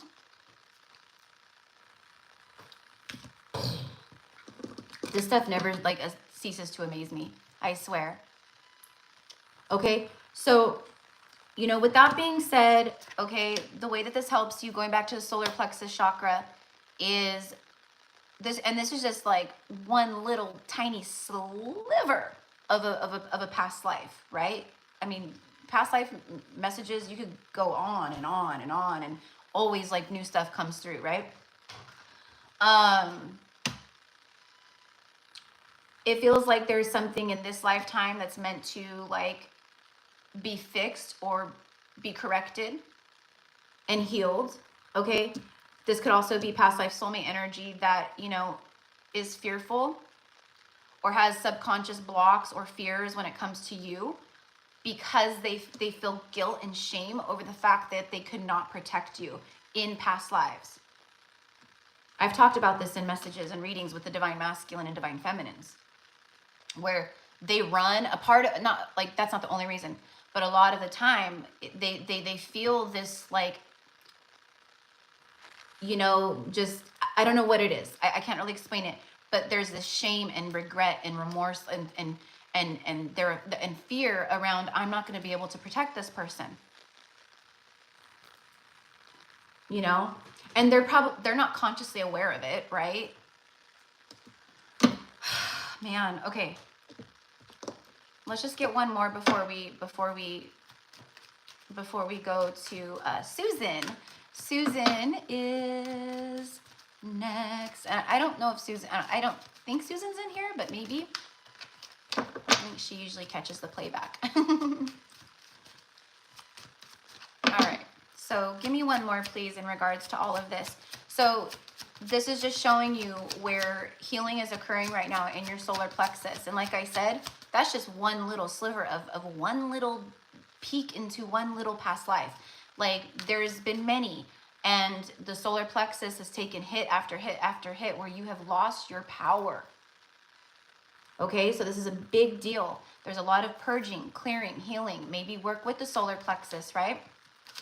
Do a solar plexus meditation or listen to solar plexus frequencies, or, you know, there's, you know, like, you know, I have my crystal sound bowl, right? Like the sound bowls, they have them tuned for different frequencies. So, you know, even like, I'm not saying go get a sound bowl, but if you feel called, the solar plexus, you know, sound bowl, or look up on YouTube, solar plexus sound healing sound bowl, whatever it is, and, you know, kind of like just maybe sleep to it or whatever it is, okay?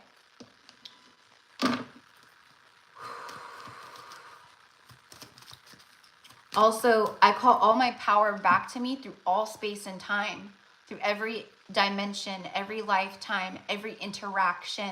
And I send all energy out that is not mine, that does not belong to me. I send it out with love. And so it is. And envision your power coming back to you where it belongs. And envision, however you see it, energy moving, leaving your body that does not belong.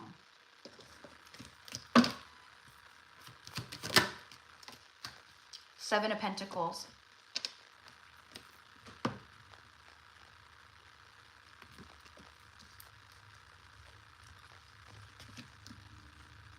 I think this is supposed to kind of like resemble, or not resemble, but be symbolic of you in this past life. Like probably like the way you dressed and kind of like, you know, like the era, stuff like that, right? But it's this is a card of progress and, you know, planting seeds and divine timing and harvest and things like that. And that's what I get. I think they're letting you know, like, you know, that there is some stuff, fruits and harvest, that you are going to be receiving abundant energy. And it's connected to this past life, okay? Like it's your spiritual equity, it's your divine inheritance, it's the stuff, the seeds that you've planted and the stuff that you tended to in past lives coming to fruition now in this lifetime, after you do some healing and you break some curses, or you level up, go through some initiations, then it comes in. Okay. That's what I got for you, love. So, all right. That was a long one. That was a long one. Whew. All right. So, I don't know if I missed anything from you, but okay, this makes a lot of sense. Okay, awesome, my love. Awesome. Awesome. You know, and most of the time when I like connect to past life energy for people, I mean, you know, sometimes people are like, oh my gosh, yeah, like I've had a dream about this, or, you know, I feel this, you know, I've seen this, or, you know, but a lot of times it's just a familiarity like that. Like, this feels right. This feels spot on for me, right? Because it's like a soul remembrance, even though maybe you can't fully consciously remember it. It's 144 here right now too. It's a soul remembrance that resonates with you, right? Just like when we connect with a soulmate, right? There's a familiarity. There's a resonance to the soul memory, right? Even though this might be like a whole new person you've never met one time in this lifetime, but you guys remember on a soul level. This is the same thing with these readings, okay? And the reason why I charge a little bit more for these is because it takes more out of me to do these. I don't know why. I don't know why, but it does. It does. I don't know.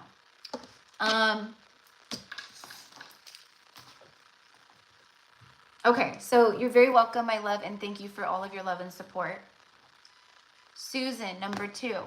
So, hello, everybody. Welcome in. You've been having a lot of dreams recently, though, too. Wow. So, you know, a lot of past life stuff, and that's why I was called to, like, focus on, like, stuff that was, like, connected to you today that needs healing, or that is being healed through or worked through, or, you know, whatever it is, right? But like I said, in the dream state, when the you know, ego body is asleep, right?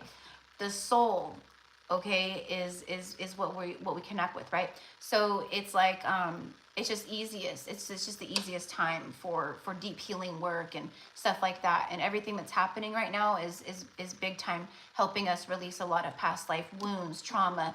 The Virgo full moon was bringing, it dredged stuff up to the surface that needed to go, like deep wounds, deep stuff like that, like even, you know, the unconscious stuff. So, all right. So, okay. So for Susan,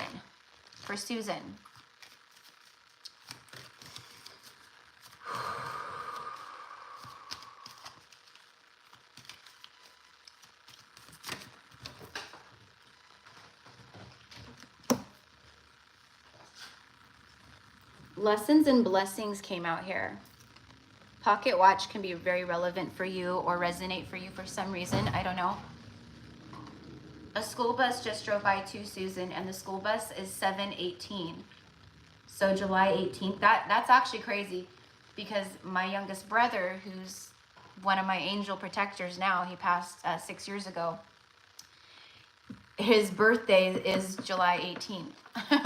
So it's kind of crazy that happened. But so you could have it feels like it's just like loved ones on the other side, big time right now, Susan, your ancestors and stuff that are sending you a lot of messages and things about like the lessons and blessings on their way.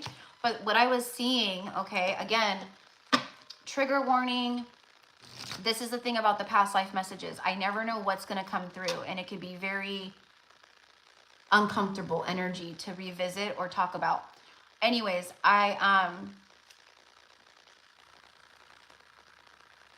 was seeing, okay, so the mother, this flew out onto the ground, and then this was what showed up here, the mother.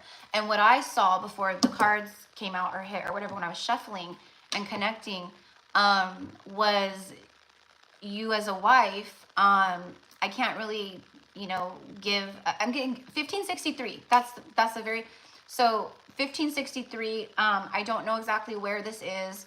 I'm not really connecting on that deep of a level. You know, if it comes through, I'll let you know. I just saw Ireland. So I don't know if you have Irish ancestry, or if you have Irish blood, or, you know, whatever it is. But I just saw, so Ireland, 1563. you were a mother and a wife, but you were with a very abusive husband. This was physical. And I'm sure beyond that, you know, mental and, you know, verbal, all the things, right? But this was a lifetime where you really struggled. And with the children too, it does, I get that, like you were a good mom, you know, wanted to protect your children, because this feels like someone who was very violent, very vicious. Like they would not just go after you, they'd go after the kids, you know. This is someone who was extremely full of rage. You know, I even like want to cry right now, because I can feel and pick up and see how horrible this experience and this person was. Again, kind of similar to Jasenia, again with the solar plexus, where your power was repeatedly taken from you. This is one thing that is being brought up and helping to heal and clear at this time for you. Okay, but what I'm specifically being shown, the root chakra, solar plexus again, and the heart chakra. Okay, so this is a lifetime that really left a lot of like blocked energy in your heart chakra. I don't know if you have experienced anything like this in this lifetime, you know, or not. It doesn't matter. But it is something that has affected you in one way or the next in this lifetime. So this is something that you're really working through and clearing on a, I want to say subconscious level.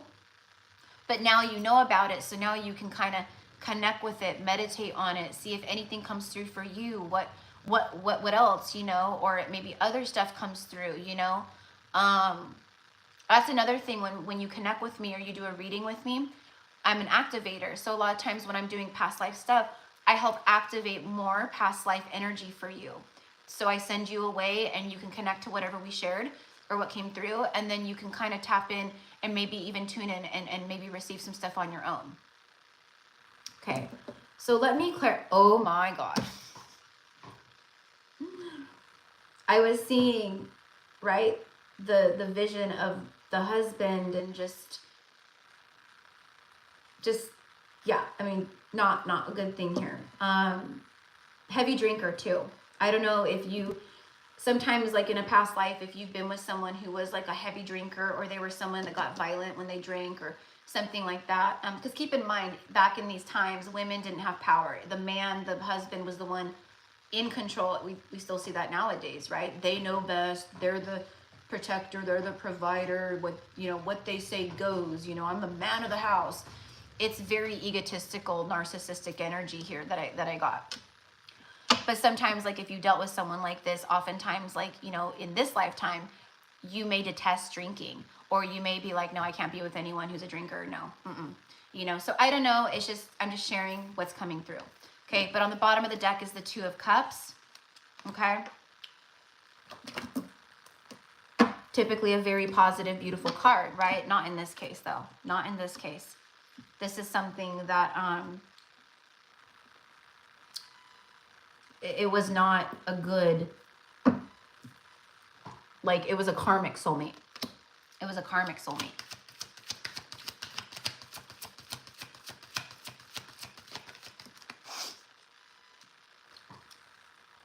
Ace of Wands and the Temperance card.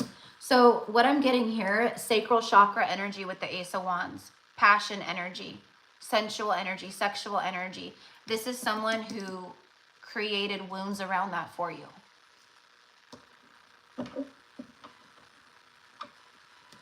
Okay, this is someone who is very forceful, if you catch my drift. I got to be careful what I say here. The angels, they've always protected you. They're with you now and helping you heal a lot of this with Temperance. Helping you alchemize stuff that's got to go. Stuff that you've been holding on to for a very long time.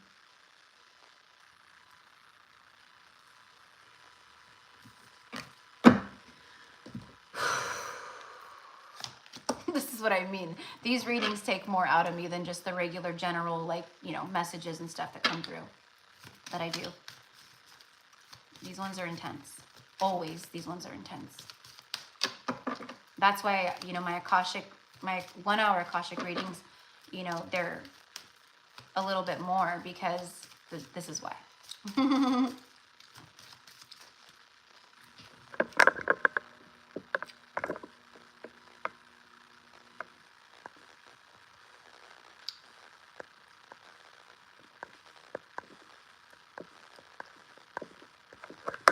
Just wanted to make sure it wasn't. Yeah, I don't think Susan's in here.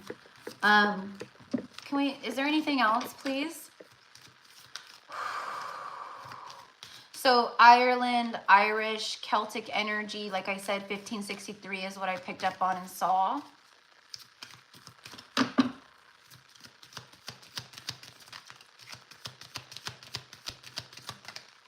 I don't feel that was like your last incarnation either. Transportation and wars and battles. It was just the transportation part, I'm not really picking up a whole lot with that, but it came out for a reason. Trains could be relevant. Maybe you connect with trains or the railroad, or, you know, things like that.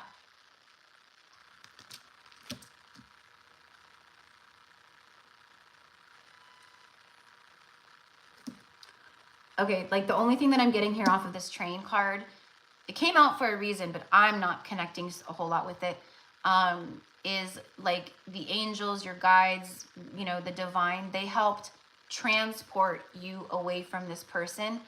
But again, I feel that there was something where it was like you transitioned out. I'm not seeing how or why or what happened. I'm not seeing any of that. I'm just getting like they helped transport you out. Wars and battles. In this lifetime, this is what your whole life felt like. You know what I mean? That's what I want to say.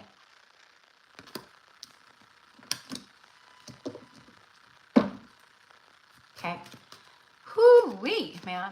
This is some intense stuff. Okay, so I feel, Susan, that these spirit babies here, your children, okay, I feel like they're still around you. Okay, I feel like they're some of your biggest protectors and guides, to be quite honest.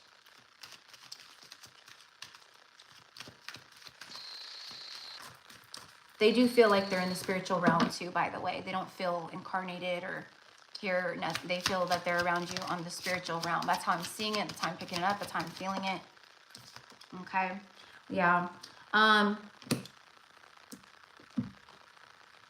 There is happily ever after energy in this lifetime because of, you know, not just this lifetime, you know, past life, but a lot of them that you've been working through and healing, right? So it's kind of like they're showing up and they're just saying, like, by the way, like, this is the lifetime where you really experience this, because that's all you've really wanted. You know, I do feel that you carry this mother archetype energy through many lifetimes. I feel like you've mothered people, not just like on a maternal, like, you know, like your own children level. I feel that you've mothered a lot of people through lifetimes, just taking care of people. You have a loving heart, a good soul, right? All that good that you've put out through these lifetimes comes back to you, right? Beautiful. So, you know, there's a happy ending. There's a happy ending to this, you know, to this message. So, no more wars and battles in life, right? This is a thing where you've learned lessons and now you receive blessings. That's exactly that. Thank you, Spirit, for reminding me about this card. Okay. That is what I have for you, Susan. That is what I have for you. And keep in mind, 10 of Cups is having it all, right? It's emotional fulfillment. There's soulmate energy, partnership, children, you know, a family life, right? You know, again, I don't necessarily feel like children, I could be wrong, but, you know, maybe, you know, I feel that this is more about like your children that are with you in the spiritual realm, like really like being around you and sending love and helping in a big way for this. So that is what I got, okay?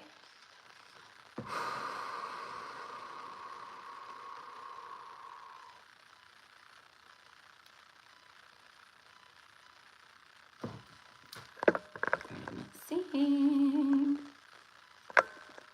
Sorry guys, these comments are moving so fast.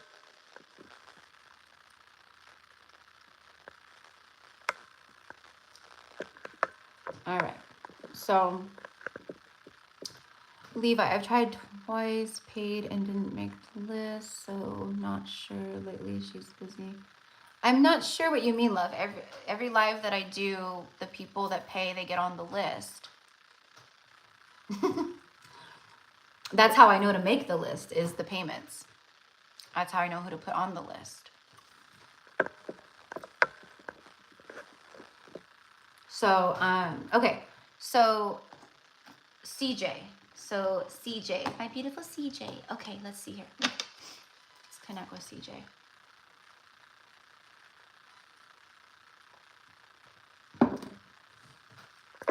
So let me know, Levi, what you mean, love.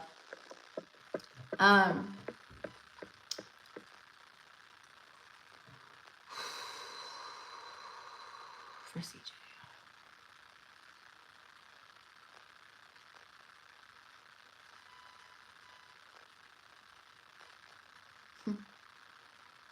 Funny, I'm hearing, I think, is it Aretha Franklin? Is it Aretha Franklin that sings, "Rescue me, baby"? You know? I don't know. Don't quote me on that either.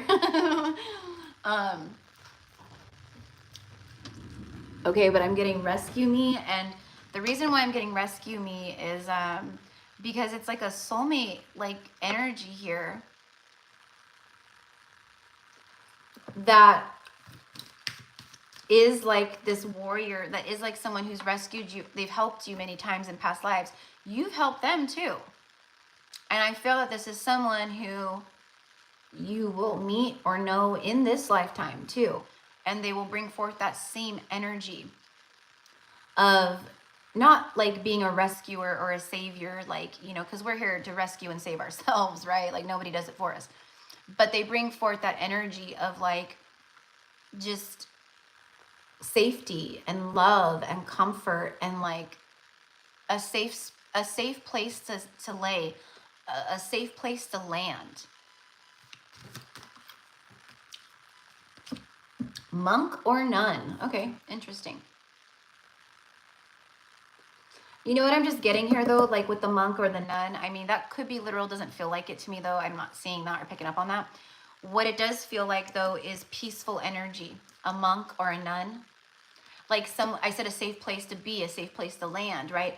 Like if you were to go to a nunnery, right? Or, you know, like, you know that they're coming from a place of God, and like, you know, they're gonna come from that space, you know, or like a monk, right? Like same kind of thing.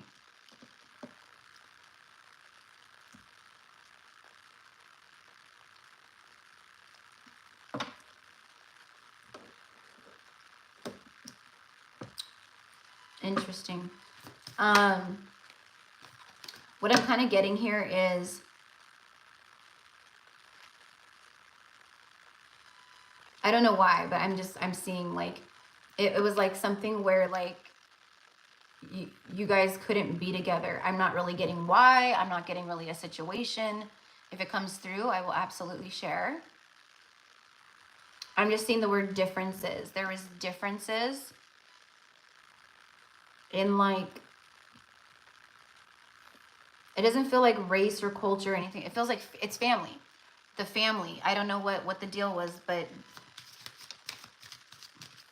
they kept you guys apart.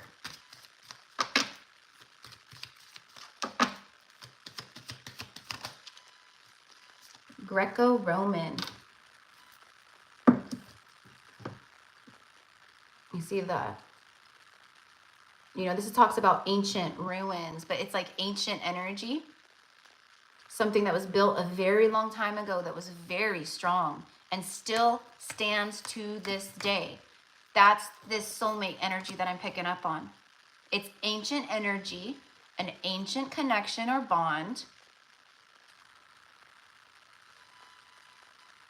It feels like many times you guys have helped each other, right? Like I said, with that "Rescue Me" song. But it's also like it's always been like two ships passing through the night with whoever the soulmate energy is.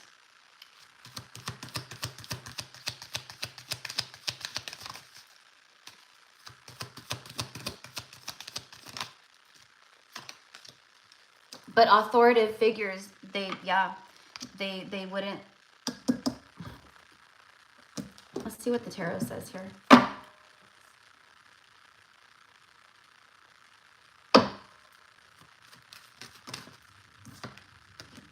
Two of Pentacles. Balance. Death card.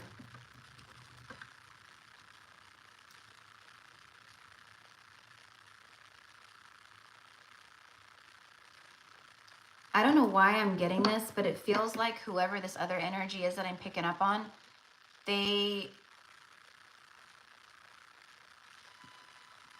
okay, this is what it is. They protected you. These like represent both of you guys. And the rainbow connected represents the soul connection, okay, that you guys share. Death card came out again, okay? So, and I say again because someone got it earlier in a past life. But this person saved you. Like they basically, like they threw themselves under the bus kind of a thing to save you from death. But then they were the ones that were put to death. Do you see? There was something that happened, had something to do with judge, court, you know, a trial, a conviction, whatever it is. I don't know what. But that's what I mean. Like, you guys get it right in this lifetime. Like, or you're meant to get it right. Like, you're meant to, like, you know, come together, be with each other.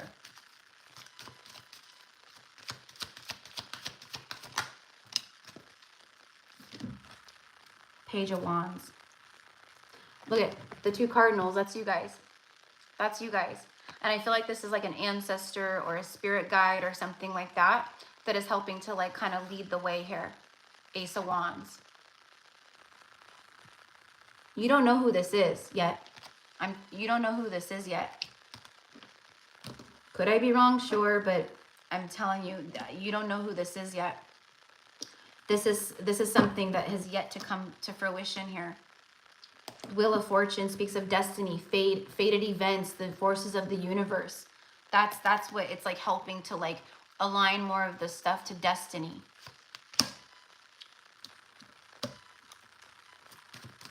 Let's get one more. Yeah, it's been hidden, the moon, exactly. This is someone that has been hidden in the shadow. The universe, it's like certain things had to happen on both your guys' sides in order for things to line up. Now, is there a guarantee that you guys will meet? I mean, the universe is pretty strong, but depending on free will choices, things can, you know, go the other way or whatever, you know. But it feels like this is something that's going to be revealed to you. I don't know when.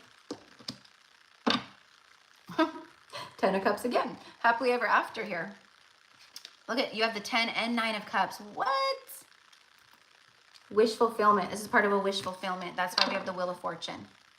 It's like luck and good fortune and, you know, destiny and stuff like that. Clarify the moon card. Why is the moon card here? I'm telling you, this is someone who's been, they have not been revealed. I'm never wrong. I'm never wrong. It's an incoming energy. Something that like is meant to come towards you, right? Picks up speed, okay? There's some kind of, like, it's like a momentum that's building. But look what clarified the moon card. I said, this is someone that is, right? They're a true love. They're a soulmate, right? Maybe not the only, right? We have many soulmates. We could have many soulmates, right? But this is a very powerful one that you have known. But you guys have always been those two ships passing in the night. And look at, even in this card, there's a ship. What's been hidden is a true love. The lovers clarifying, see? Never wrong. And even look at the way he's dressed. Like, I mean, we've got some Egyptian vibes going on here, but we've got that Greco. Where the hell did it go? Did I put it back in the deck? I did. The Greco-Roman, like the Roman Empire, like going, right? Like way back. This could be that era too. I mean, look at the way he's dressed. You know? I don't know, girl. Maybe you did have a past life in Rome. Or were there in that Roman, you know, in the ancient, like the Roman Empire, all that stuff. Probably knew each other in ancient Egypt too. That's what I'm going to say. But see, I'm not wrong. I'm not wrong. This is something destined and fated. But it has been hidden until the right time. And it's something that's meant to be figured out in this lifetime or come into balance in this lifetime. Okay? Again, with the 2 cardinals. So cardinals can be a sign for you for sure about this. If you see cardinals, also I'm very drawn to the lion. Lions as well. Feels like this person is a lion. They're a leader. All right? But yeah, that's what I got for you, my love, okay? All right. Number 4 is Brittany. And did I say, I want to make sure I said thank you to Susan. Thank you, Susan, and thank you, CJ, my loves.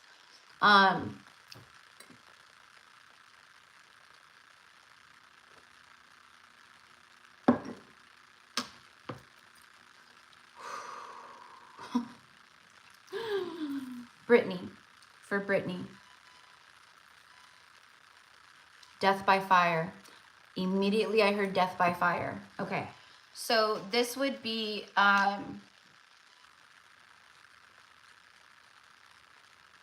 don't know, like,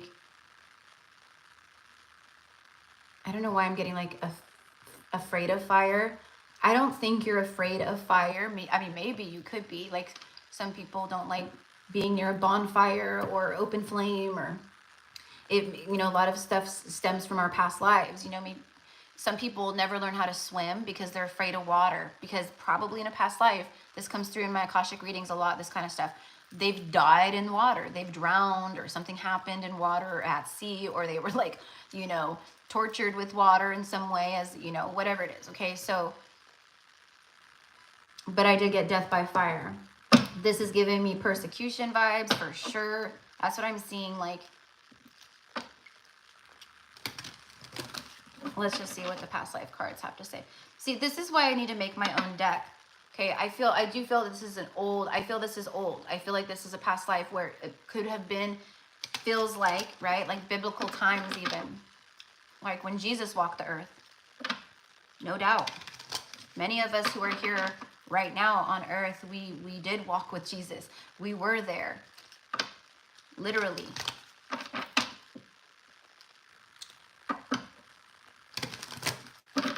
Okay, for Brittany, why did I immediately see death by fire? And this would be something that takes your, again, where you feel powerless, where you feel abandoned, where you feel like, you know, your own, you know, community and people and kin, and right? Like no one's coming to save me. Like someone just points their finger and says, you're a witch or whatever. And then boom, I'm burned. And nobody, it's like the most defeated, like lonely, like,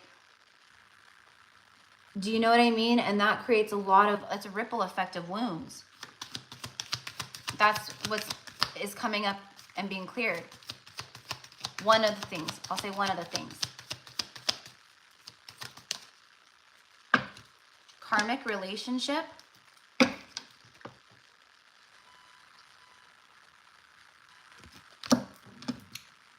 I think the finger that pointed at you and accused you of something was someone that you were with. Someone, that's what I said. It was like no one's coming, like what? Like there's this betrayal feeling to it. And I feel that.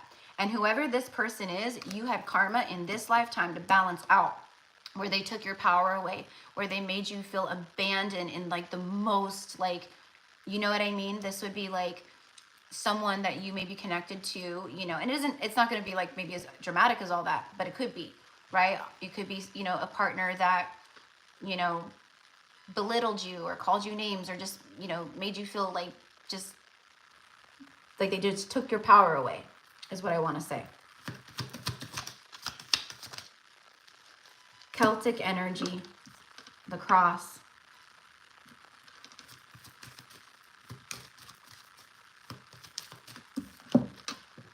Okay, Celtic energy, you know, that's like, you know, Scotland and Ireland and Wales and, you know, that kind of thing.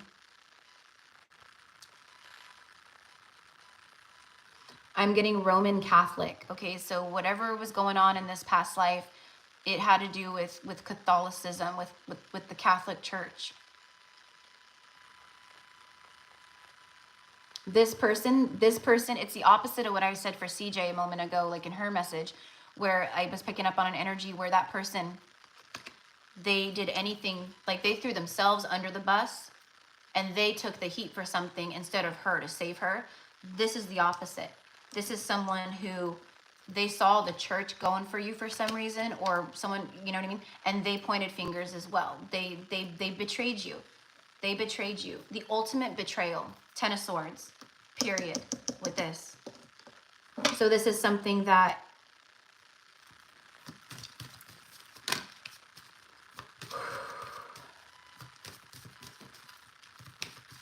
I feel like you've broken this. I feel like you've already crossed paths with whoever this is. You know, it could be anyone, like this kind of thing.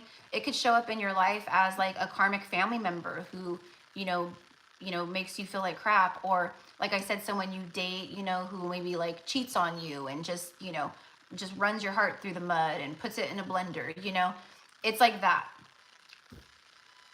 I've had a few of those. I've had some gnarly past lives with some people. A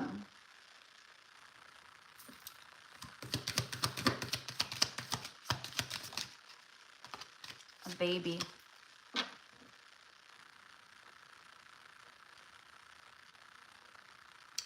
Oh. You were, I believe you were pregnant. I don't believe this baby ever was born. I believe you were pregnant, and I think that's what makes it worse.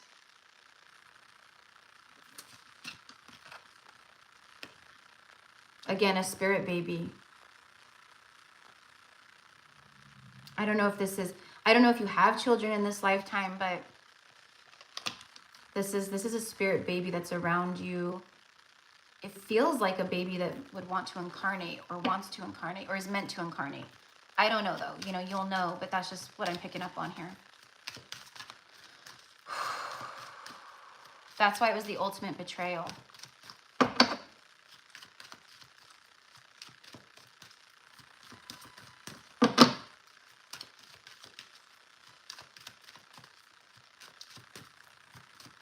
And I'm getting like, she seduced me. Like whoever this person was in this past life, like they were a damn bull-faced liar, which made the ultimate betrayal feel even worse.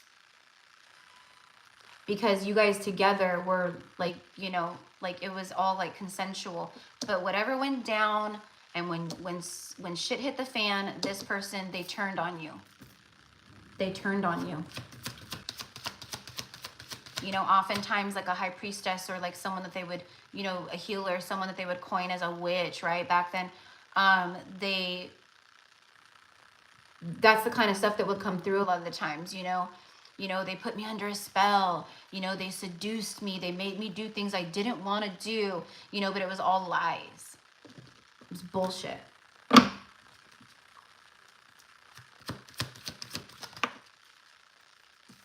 The Wheel of Fortune. Again, this is about karmic lessons. Karma. The Wheel of Destiny turns in your favor. But it was after, like, this was a big lesson here for you. It also is showing me that there's great fortune here. You're going to be, there's stuff that's meant to come to you. This is our spiritual equity, our divine inheritance through many lifetimes. Through many lifetimes.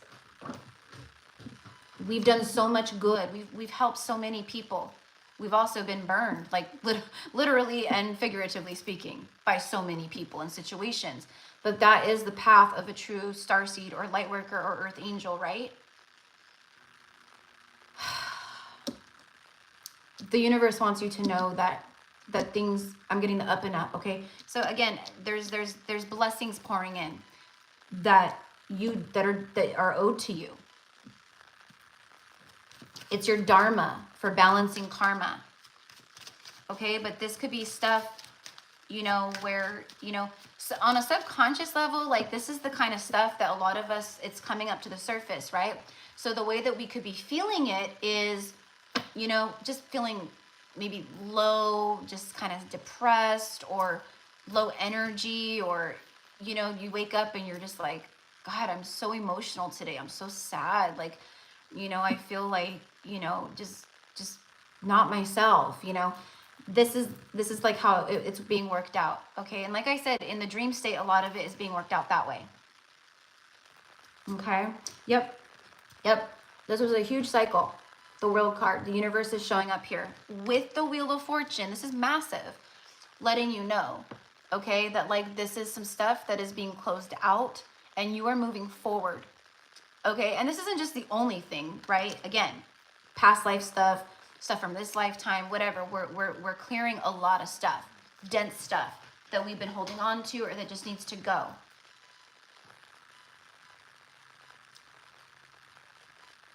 And again, for you, it's massive heart chakra energy here with this one. It broke your heart, shattered your heart. Again, it was the ultimate betrayal. All right.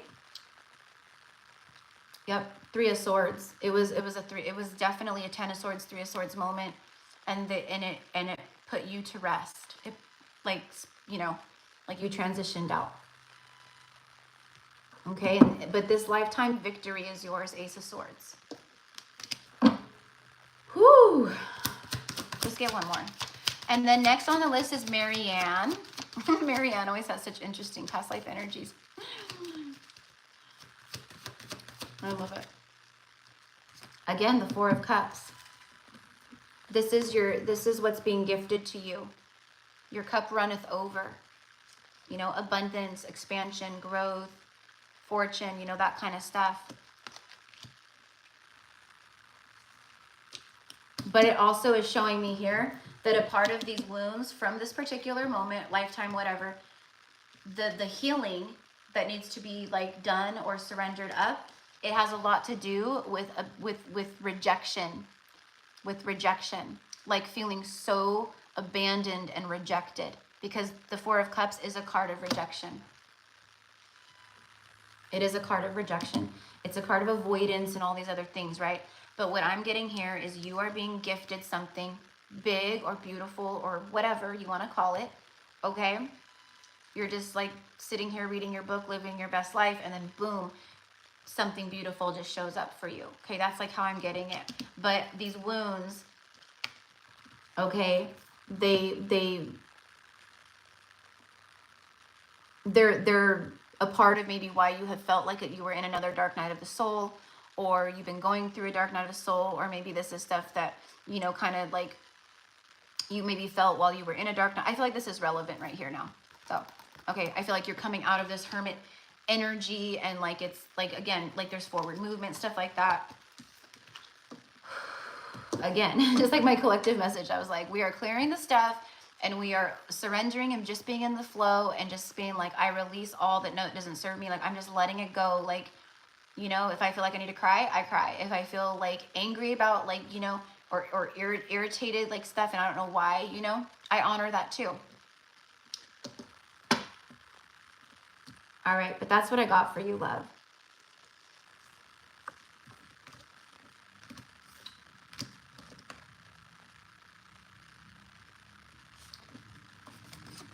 And I know this, with this Celtic cross, all I keep seeing here with this right here is literally like they've made a, it's 222 as I say this, they put, like, they made a cross, and that's what the death by fire, that's what they put you on it. Like, it's literally, I'm seeing like Jesus on the cross. It's like that. Bunch of sycophants. I swear, man. Ugh. Our past lives are so gnarly. We're such badasses, you guys. We are true badasses. Okay, so that's what I got for you, my love. All right, Marianne. And these ones are more intense because, again, I felt like guided to, like, I was being guided to tap in. Like, I knew I would be connecting to past life energy where there was healing being done or needing to be done or acknowledged or whatever.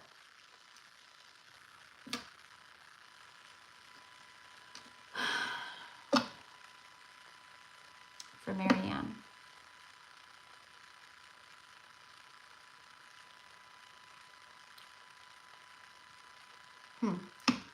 for some reason I'm getting Greece, but I'm also getting like, for some reason I'm also seeing like the Middle East. Like I'm just getting like deserty energy, but it took me first to like Greece. So it's connected somehow, maybe through travel or I don't know.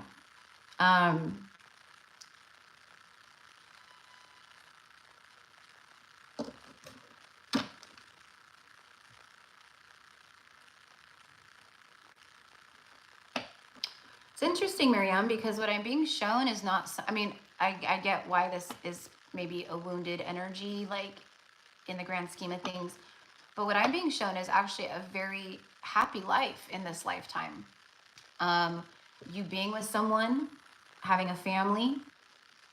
Okay, I'm actually getting like agriculture, farming. Okay, but like you guys were your spouse or you and your like you were pretty successful at it. Okay, and this is Greece. Okay, so or whatever Greece was at at the certain time, but it's Greek energy for sure. Greece. And then immediately, like when I said Greek, right? I got Mykonos. All right, so for Marianne, let's see what wants to come through.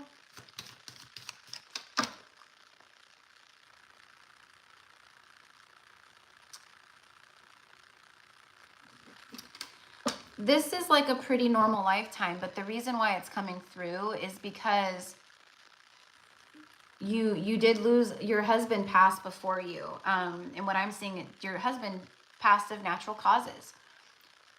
In past lives, like it wasn't like people didn't live as long as they usually do nowadays, right?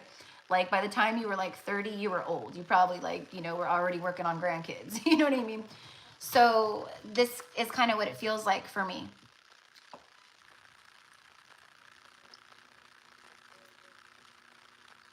Yeah, I'm seeing like the age 42.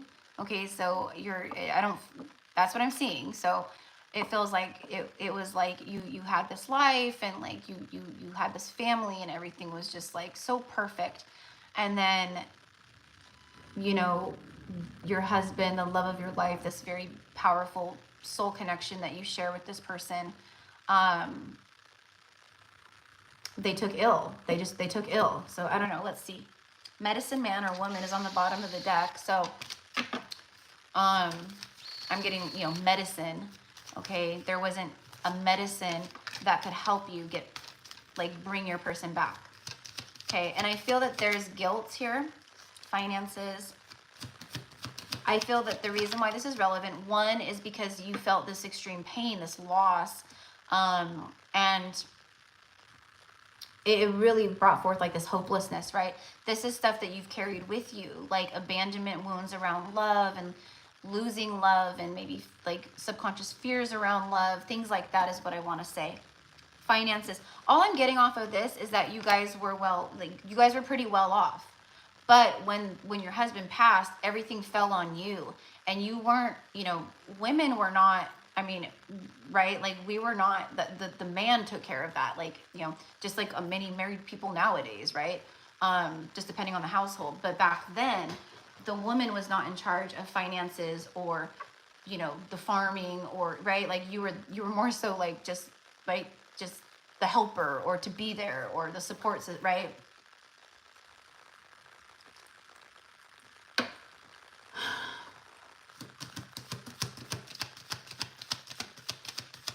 This could have also even created like a subconscious fear block around being very successful, like maybe in this lifetime, This is the kind of stuff that like it stays with us, you know what I mean?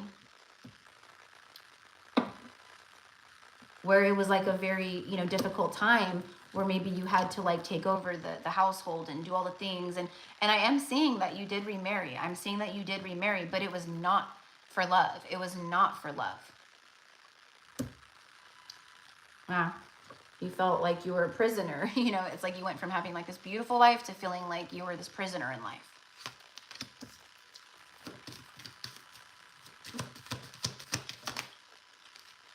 Lessons and blessings. All right. So I do feel phobias. What did I just say around the phobias? Fear. I said that this stuff could have created some kind of fear around, you know, being very successful, subconscious fear blocks, you know, handling larger amounts of money, or just being like the breadwinner, the, you know, large and in charge, like that kind of stuff. It could keep you stuck, you know. But lessons and blessings. Okay, so this was a, you know, so this is something where you've learned lessons, or you're meant to learn lessons about it, right, in this lifetime. And it does. It's time with the pocket watch. It's time to clear and heal and release any phobias, whether it's conscious or subconscious, around love, receiving love, giving love, feeling love, calling in love, and also, you know, not immediately going to the place of like, well, if it comes in, you know, what if I get hurt? What if I lose this person? Or, you know, it's like that. That's like what I'm getting here. Okay. This is the lessons and stuff around this here, that the phobias that were created, I feel, around losing love, abandonment, you know, just things like that. And then again, I'm getting like financial energy with the phobias too. The angels are here and they're going, just have trust and faith. Okay. And know that, you know, that there is blessed energy here for you. But, you know, there's lessons around this here. And I just feel that that's like, again, a subconscious fear block, things like that, that are helping to be removed right now. So you know, trust me, our subconscious is freaking insane, right? Our subconscious is insane.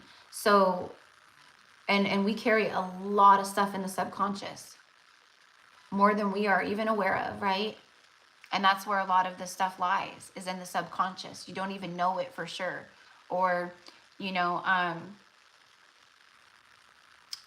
don't know, you know, an example would be like that, like someone who, you know, maybe is like, oh, I really would love to start this business, you know, but they're afraid to start the business, or they make excuses to start the business because on a subconscious level, they have phobias or fear and blocks from past lives or something, where they failed in a business, or they lost a bunch of money in a business, or, you know, they just maybe, you know, or they're fearful of like being the one in charge of a business, you know. So I don't know how it's going to all connect with you, but that's what's coming through for me. And that's what's helping, that again, that's what's helping to be cleared and stuff. And for me,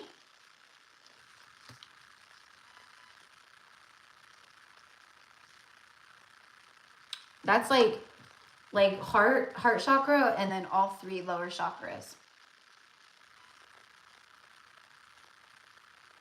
Especially the root chakra, which I do feel holds a lot of fear energy here around, you know, just being very, it's like your survival, it's your basic stuff, like your food, your shelter, money, like, you know, do you feel rooted? Do you feel solid? Do you feel stable? You know, things like that.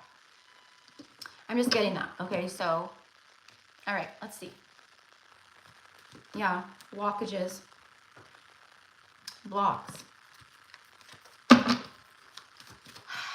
All right, and then I have Lauren.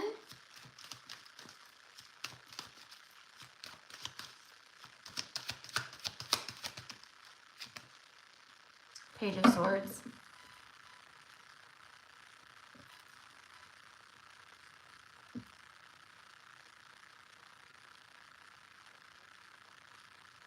This has to do with like the lessons and stuff, okay? Because this is like, you know, the Page of Swords for me is like,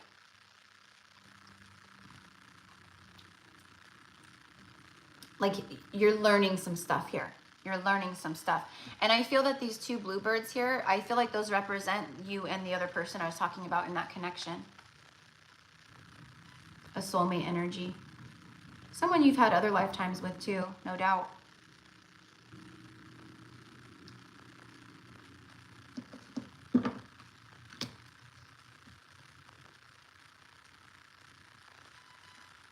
The Hermit's on the bottom of the deck.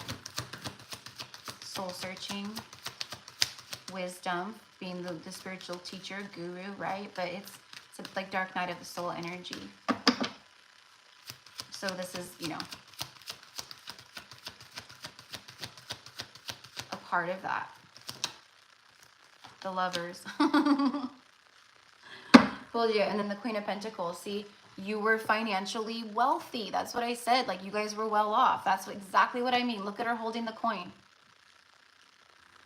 Okay, and then this clarified, and she's like, you know, long-term commitment energy, stuff like that. Her spouse counterpart is the King of Pentacles, right? The Lovers came out again, just to confirm exactly what I'm saying here. Old soul love, past life energy here. But you guys, it was like a true love that, you know, that you lost. That you lost. And it's something that's been carried and is being healed or needs to have some attention, or, you know, I feel it's already like assistance in healing. Like, it's helping to clear. This is what you are clearing. This is what you've been working through, even if you don't realize you are.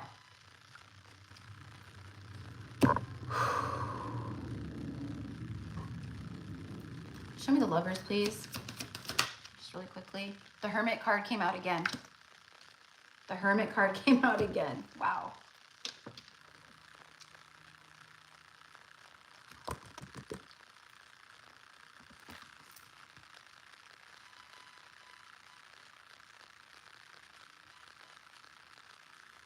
I feel like this is someone that you could reconnect with.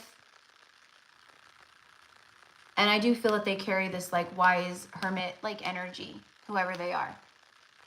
They could be a little bit older than you, but they carry this like very wise, like guru, you know, energy.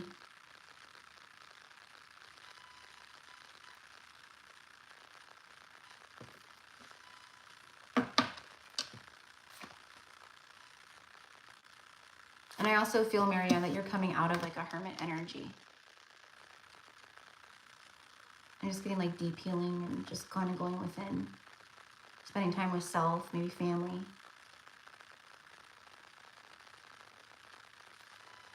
All right. I know it's like kind of all over the place, but that's what I got for you, my love. Okay. So trust and have faith. Surrender up any fear blocks, you know, conscious, subconscious fear blocks. Talk to your angels, your guides about that. Anything that's keeping me stuck, you know, or whatever. Any kind of fear blocks subconsciously around maybe success or big amounts of success or big amounts of money or whatever it is, okay? Anything around finances. And then just know that, you know, this is a part of your lessons and it brings in blessings. And I feel like that's where a lot of light workers are at right now. Like, especially if you've been doing shadow work, like real shadow work, where you face the real scary stuff or the stuff you don't want to face about yourself or life or people. You know, that's the stuff that we're being blessed for, you know, doing that work. Okay? So that is what I got for you, my love. All right. Next is Lauren. And then Yeselin. And then that's it, right? That's all I have on the list today. Or that's all I've had on the list.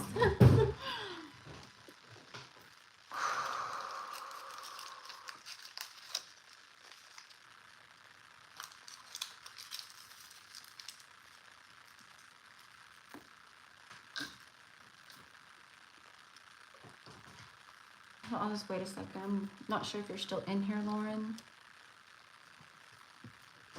There you are, sweetheart. Okay.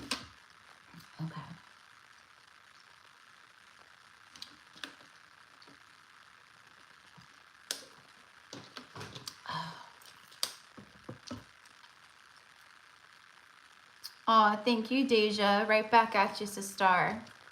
Right back at you, sister. Okay. So, all right, for Lauren.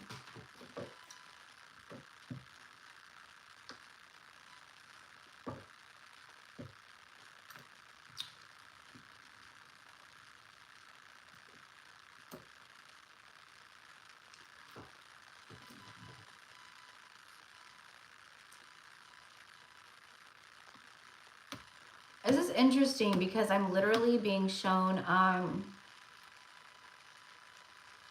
after Jesus's after his persecution, Mother Mary and Mary Magdalene had to flee. They had to go because otherwise they were next. Okay. But they never stopped their teachings, and they never stopped what they did, and you know, all the things they worked. They had to go into hiding.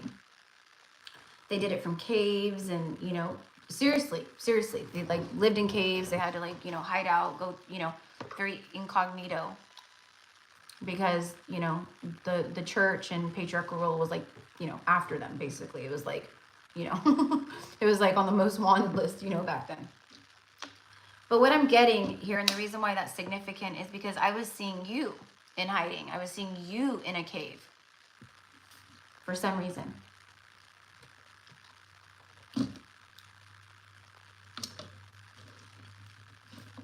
And it's connected to the same thing. Okay, so I don't know when this is. I don't know where this is. I don't know. Okay, and for some reason I'm getting Galilee. Like, isn't that's a place, like that's a biblical place, right? Galilee.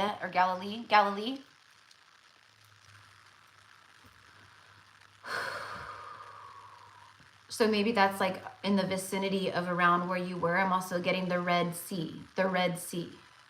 Okay, I know that's a part of like the Bible and stuff. So whatever, you know, that area is, right? Okay, I'm also getting Jordan and the Jordan River.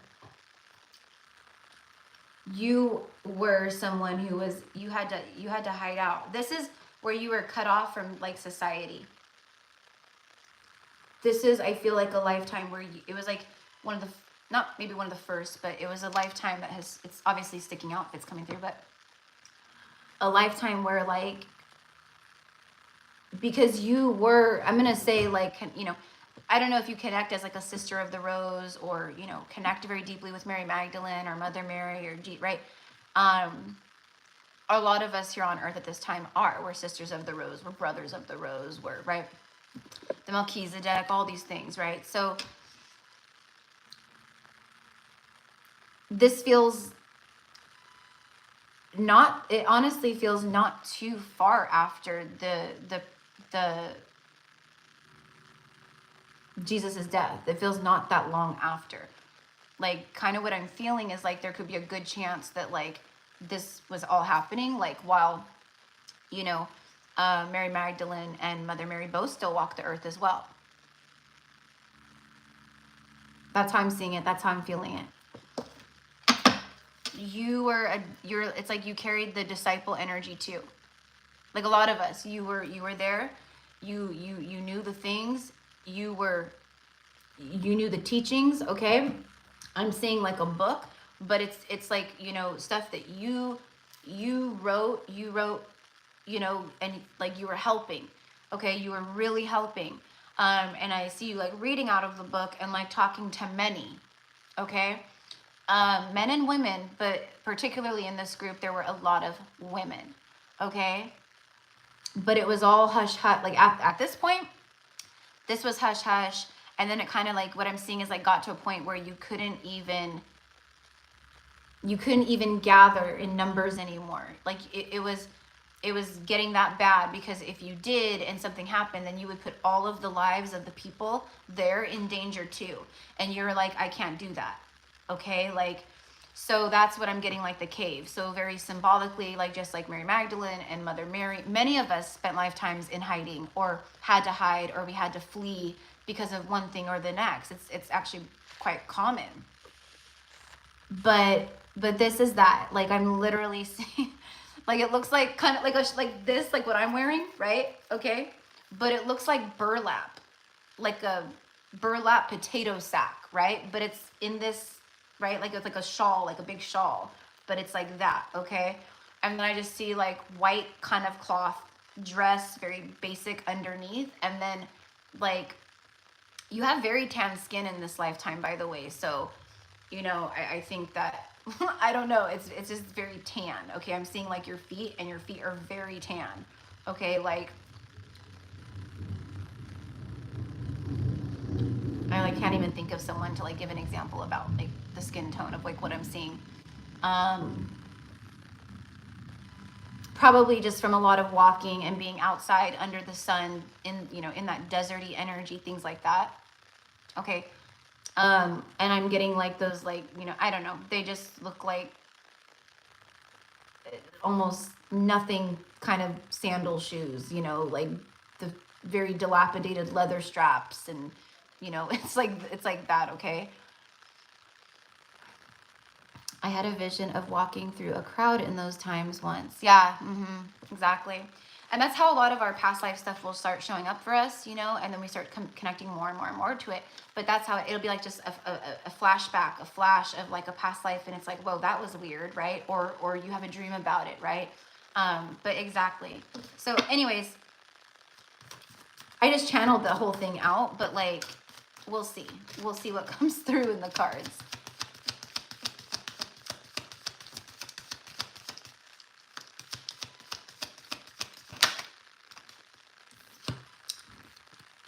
Father energy.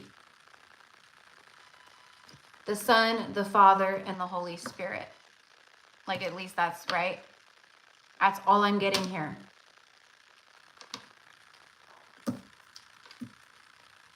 Yeah, baby Jesus.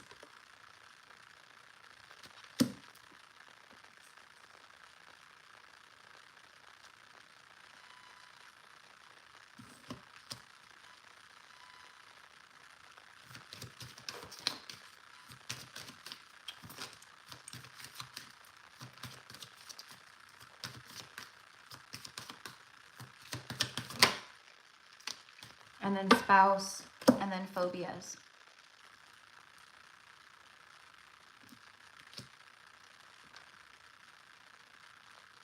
I'm not picking up on any kind of a spouse. I mean, I don't know. I'm not getting anything, but it's here. And then phobias.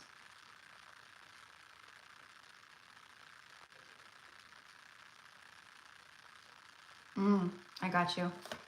I got you. Yeah. And then trust and faith. This is what this means, Lauren.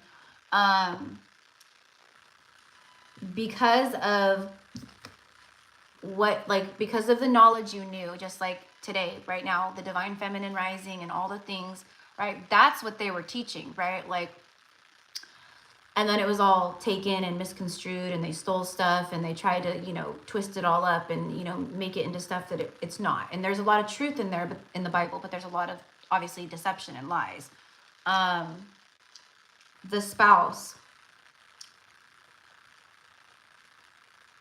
It's like you swore off marriage because of the patriarchal rule. Like, never would I ever. Okay, but there was like a fear around that. And I don't know what it is, but I feel like it's tied to this father energy, like a phobia connected to your father or something. But I'm also, like I said, getting just like, like God, the Father, you know, how they say all that, you know, God, Father, the Son, the Holy Spirit, whatever it is, right? That's what I'm getting here.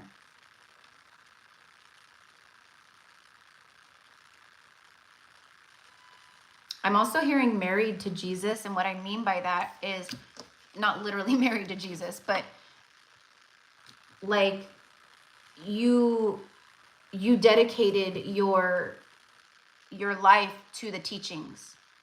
That's what you were married to. Like, just very dedicated, loyal to the mission, the light mission, the love mission. Okay, but the cave is significant because it was like I said, like maybe like a lifetime where you really experienced like extreme loneliness because you were basically cast out, pushed out. A lot of people were.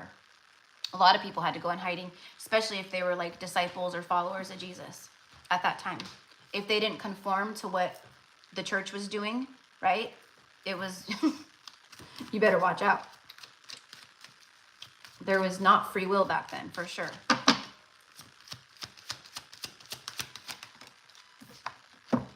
Justice, I love it.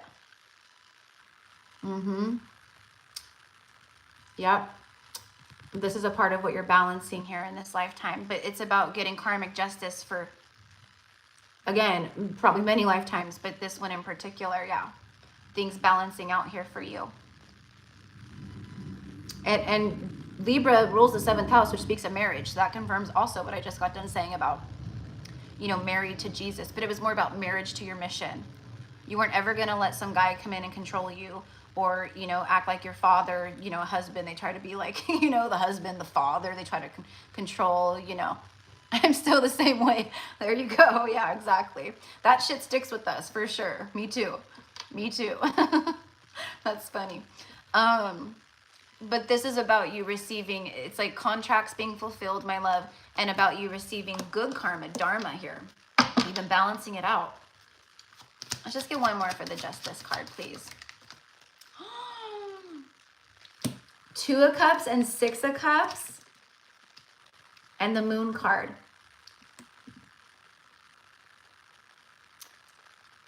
A part of the balancing of the karma here has to do with the soulmate.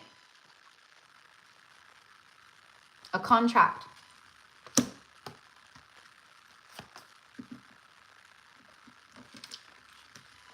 Probably someone you connected to in this lifetime. Doesn't have to be, but that's what it feels like. It's something that's been hidden too.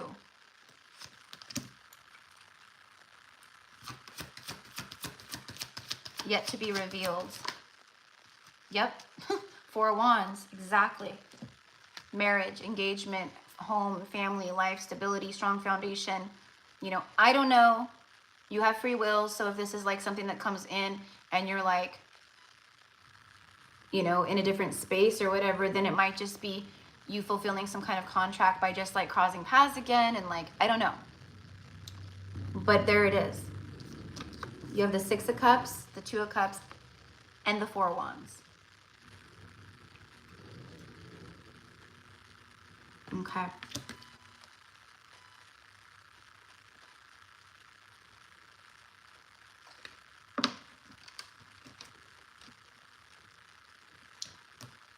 Because of your soul's work.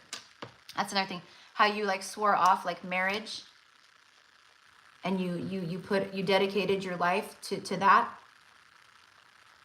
So, and I feel like you've done that probably a lot in lifetimes. But in this lifetime, this is like a lifetime where, you know, your heart's open to it.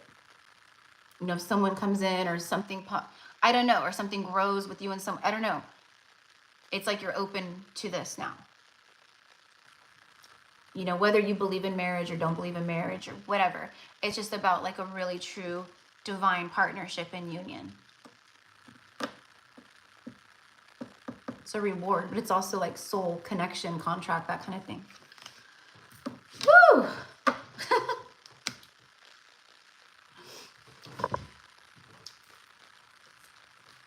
Yeah, I connect with that too. Like there's a lot of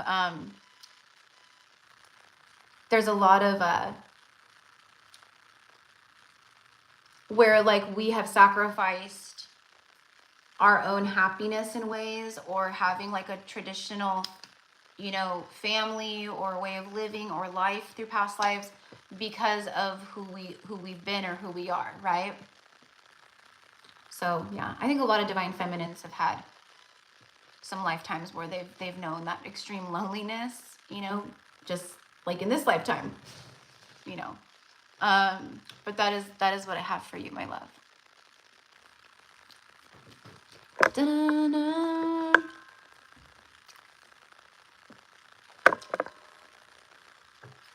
Da-da-da. Heather Fletcher, my love. I think you're whose payment I saw come through. Okay, I will add you to the list right now. So you'll be after Yeselin. So almost there, almost there. All right. So for Yeselin. All right, and I'm not sure if you're in here.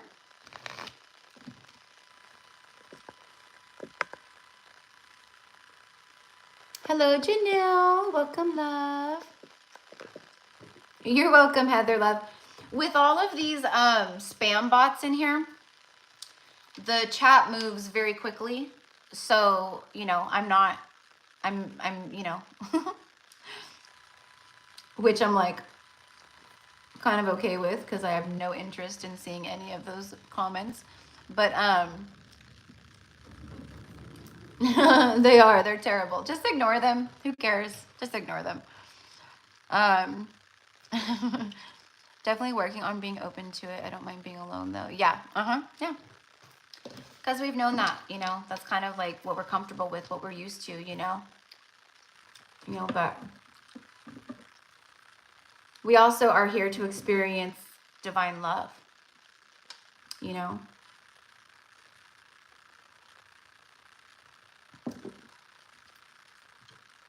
All right. So thank you guys. Thank you for the compliments.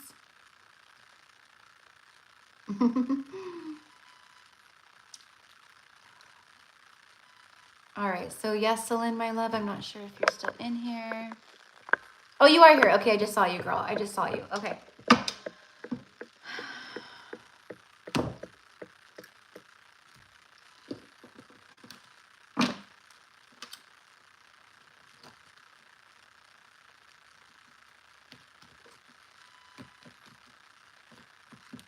Interesting.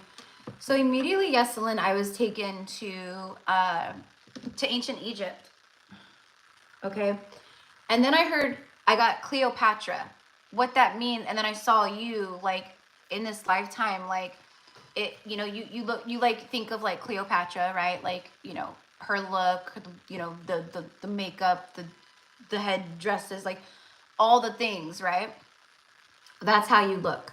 That's how you look in this lifetime. Okay? Very wealthy.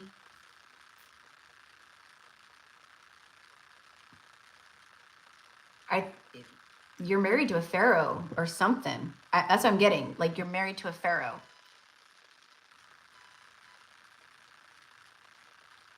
This is a lifetime where all that glitters wasn't gold, but it's kind of like you didn't have a choice.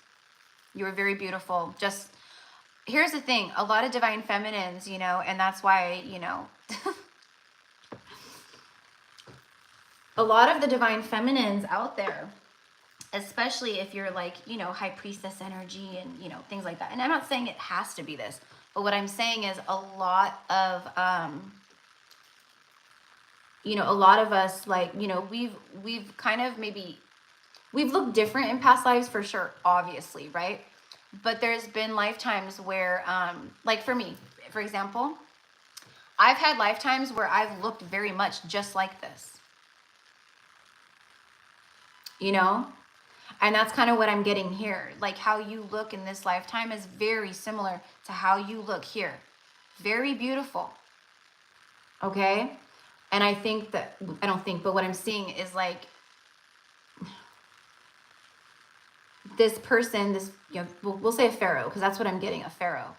I don't know who, I don't know what, I don't know, you know, this, it could be just like a very wealthy person, and maybe that's why I'm getting the pharaoh energy, but it could literally be pharaoh, a pharaoh.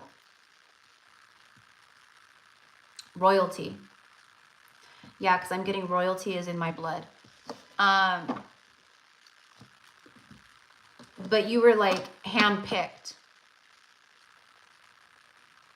You were much younger than this person too. I'm seeing 14 years, like a 14-year age gap.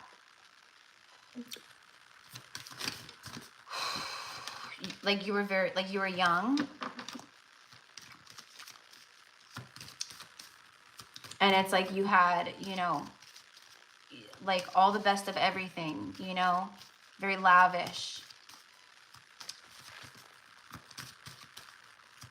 Okay, I don't even know if this is a thing in ancient Egypt or if it was, but I'm literally seeing like a tub, like a pool, okay, like in your room, like made of stone or something, or like in a room, and it's filled with like milk. I'm getting goat's milk, specifically goat's milk, but it was like you bathed in milk, like for your skin and for like nourishment and hydration. I don't know, but that's what I'm seeing. I'm seeing you bathe in milk. I never know what's going to come through with these things. Okay. But there was this extreme, like, again, there is this void, this unhappiness.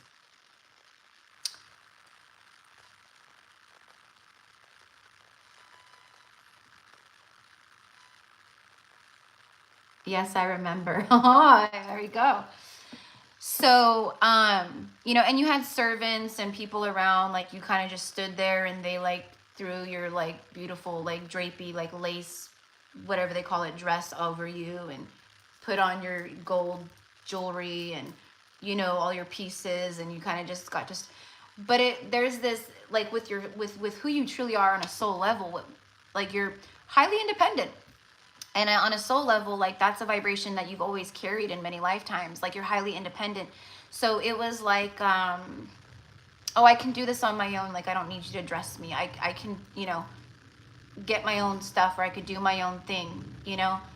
And, but it was frowned upon, okay? Because the men of that time, like, it's just like, no, you don't do anything. You don't do anything.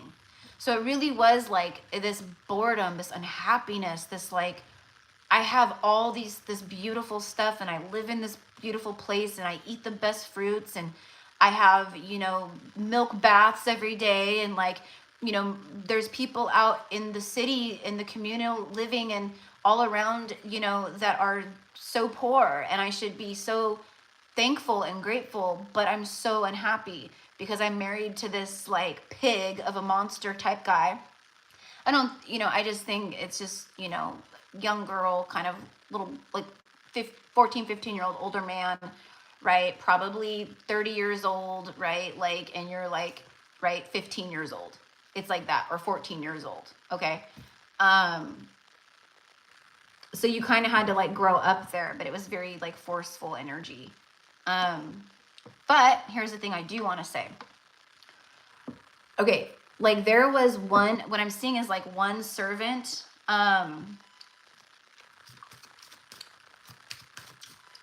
it's like a spy. Okay, that's what I want to say. It was like a, holy fuck balls. You can't make this stuff up. Thank you, Spirit, for always backing me up. Look at the card that just came out. Egypt. Exactamundo. Exactly.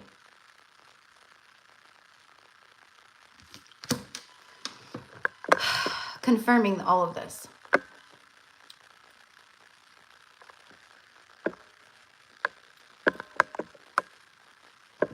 I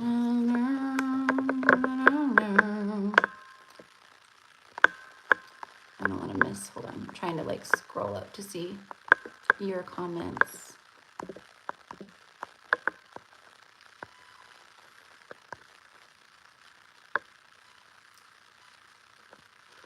I've been milk bathing.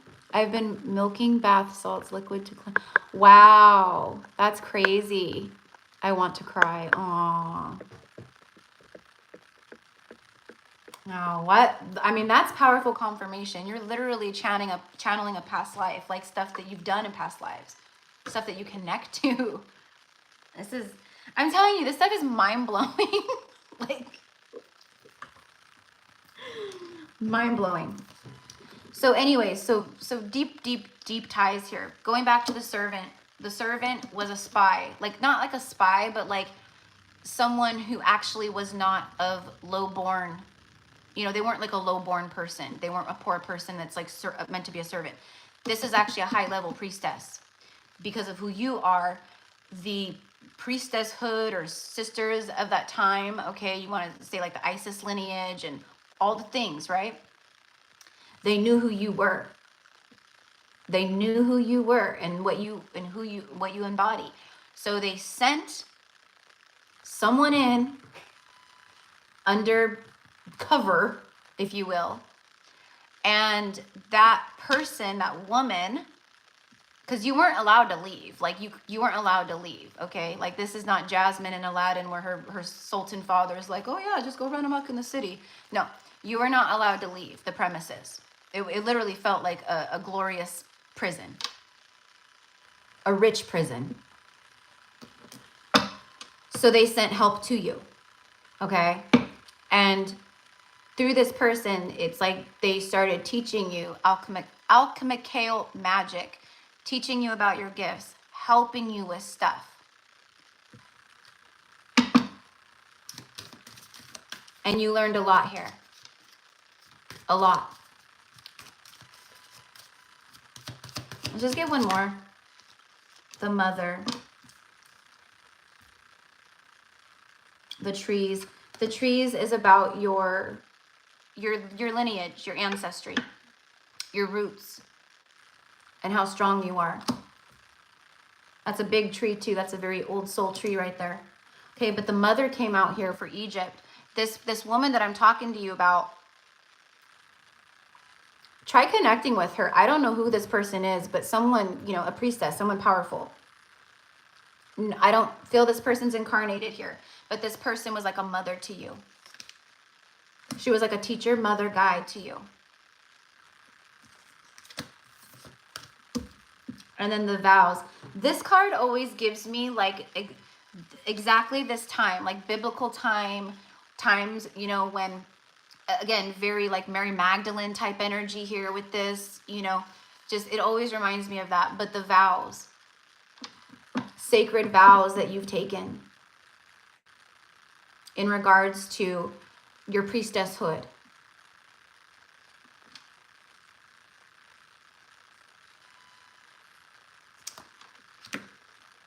So this one was a big one for you this lifetime, like as far as like really opening you up to your gifts and to who you really were, and like, you know, all the things.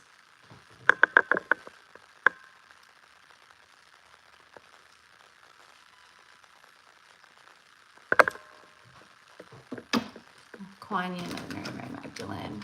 Beautiful. Yes, I feel like I'm a nun right now. Like I feel in battle. Yeah. Yeah.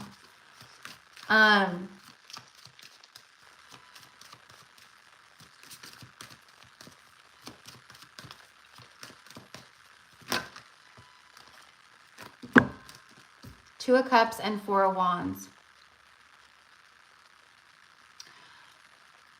The Two of Cups doesn't always have to be romantic, right? It could be a platonic soulmate connection. And I just feel like this, it's like someone who wants to work with you now. Like someone who's like, remember me from that one lifetime in ancient Egypt where I pretended to be a servant and I came in and like helped you in all kinds of ways and like, you know? But I also do feel that there is a past life soulmate from that you shared a lifetime with in ancient Egypt. Not this one, but another one. A different lifetime. A different lifetime. And let me pull on that really quick. Let me pull on that real quick.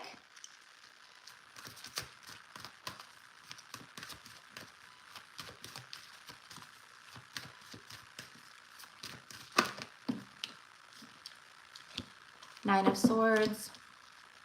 Four of Swords. Show me this soulmate energy, please, past life. The Hierophant. Yep. This is also the Magician. And the Hierophant. This is someone. You're a high priestess. This is a high priest. This is someone that in a past life in ancient Egypt is another one. What I want to say is someone that you were like, you know, you did like, you know, tantra energy or tantric practices with. You guys could like really, it's just like crazy the shit, right? Mind-blowing stuff as far as like that kind of stuff, as far as like the energy work and the high alchemical magic and the things that you were able to do and like just all the things, right? But this is high level. Okay, this is someone who I feel is, this is someone that's meant to be around in this lifetime. Someone who comes in, yeah, see, King of Cups. It's someone who, they come in and it's like just a very mature, emotionally mature, very like together, very connected. I feel like this person is very highly intuitive. I feel all that. Can you show me yes or no, please? Is this soulmate someone who's she's meant to cross paths with in this lifetime.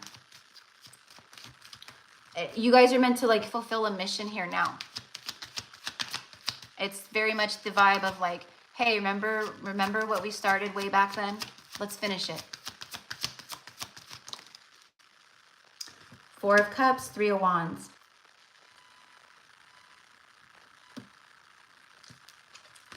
There it is. You have two kings here. Yeah. This is a warrior. This is someone, it's a beautiful energy here. I love it. I love it. I like it. I like it a lot. This is a gift. Ace of Cups being gifted to you by the universe. You're just like sitting here in nature, reading a book, minding your business, trying to live your best life. And then boom, out of nowhere, there it is. Your ships arrive. There's other stuff on these ships too, I'm telling you. You've got some good karma. You've got some good karma because you know what? Like, you helped people as much as you could in your position.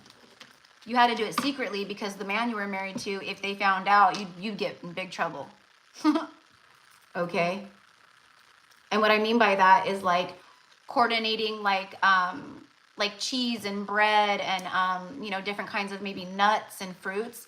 And you would like secretly have it like, you know, transported all secretly. And I'm sure this high priestess woman, whoever she is,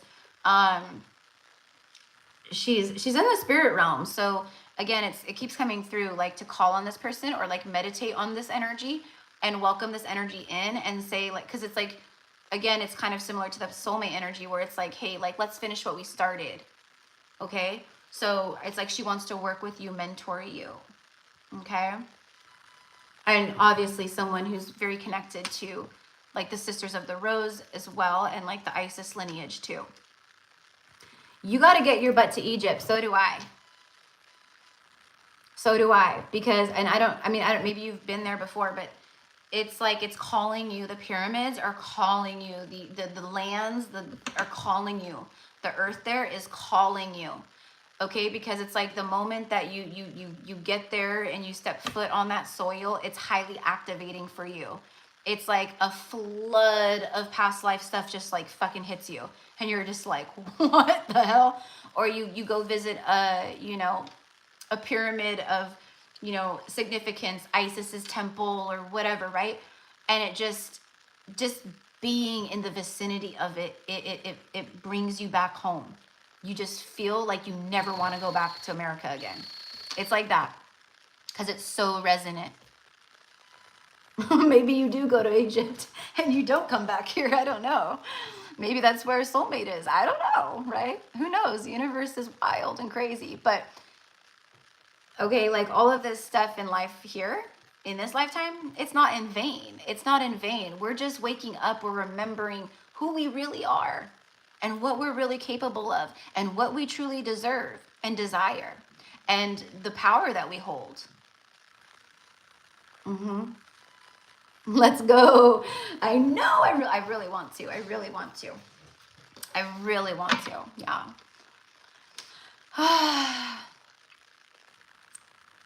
What I would really like to do is to, I mean, it would be expensive and it would take a lot of organization. I'll have to start a little smaller with like retreats and stuff, but I want to eventually, like maybe towards like the end of this year or something, I really want to start doing like spiritual gatherings, retreats for people, you know, where it's like a weekend thing or whatever. But I would love, love, love to coordinate a group of us going to ancient Egypt or Glastonbury to visit the Isle of Avalon and Chalice Well, or, you know, different places, you know what I mean?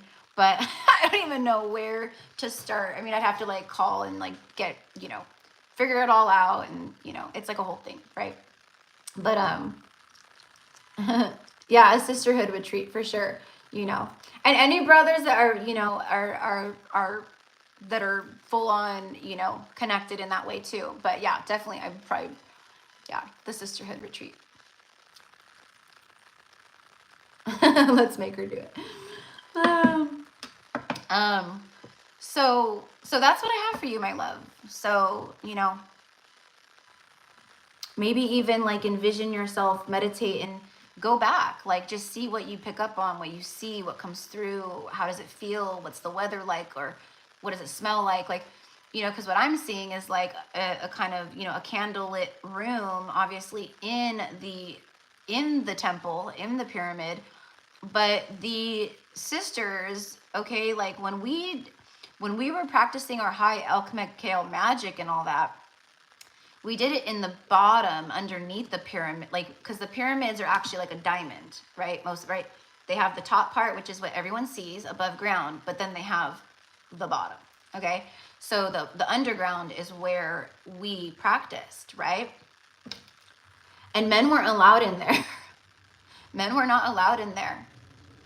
Like, it was very, you know, and the only time they were allowed in there is when we were doing like sacred, like, you know, sex magic practices or things like, you know, just things of that nature, right? So, but I'm seeing like, you know, the candlelit room, it's like the underground, you know, the stones, it's cold on your feet, the stones, it's cold on your feet, but the air is warm. And it's like a circle, and then in these like golden like bowls all over the place is myrrh and frankincense, but myrrh in particular, like just the smoke of myrrh like filling the air. You got a vision of us in the temples too. I love it. I love it. Yeah, I'm not kidding. I'm not kidding. I swear. Probably a lot of the people that I run into, connect with, like we've crossed paths.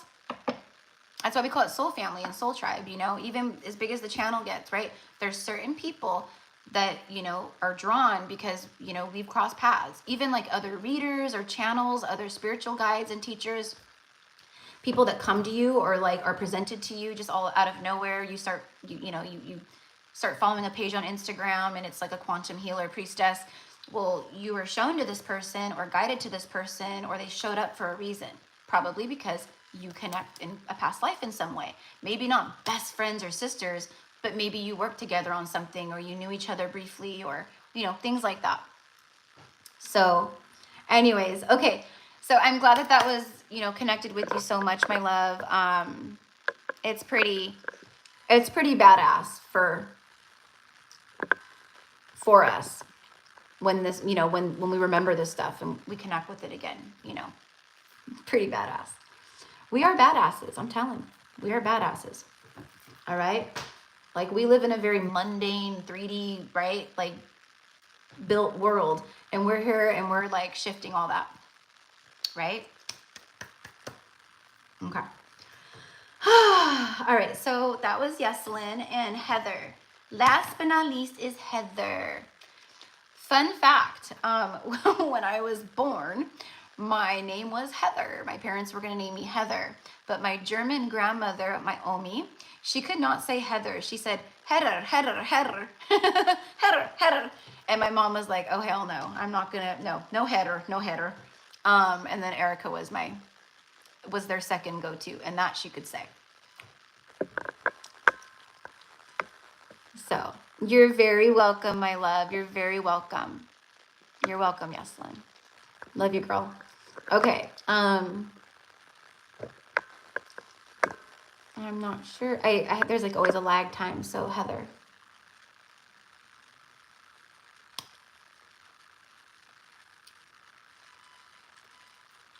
There she is. She's laughing. Oh, I know. Isn't that funny? I know. And what's really funny is like, I've always loved, the heather bushes, like the heather flower bushes.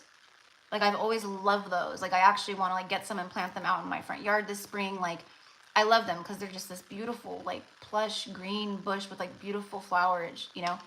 And then come to find out that the heather bush is native to Scotland, which I've had very intense past lives there as well.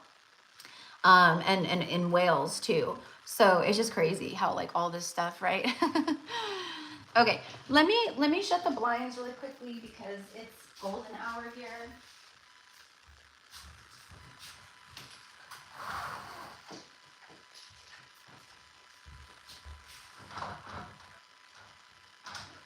Oh, no, this way.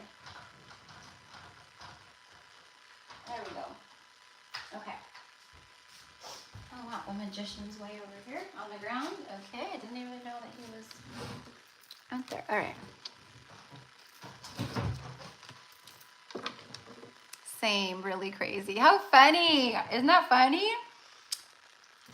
All right. Okay, so for Heather. For Heather, and then we will, and then we're done. And then we're done. And then I have more work to do. All right.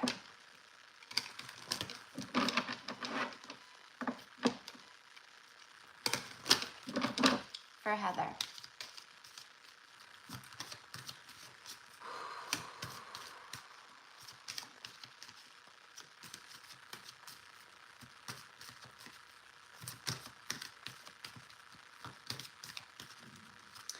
Interesting. So I'm actually being shown, it's weird. I'm seeing like a ship, okay? Like a big ship with like the sails and stuff on the ocean.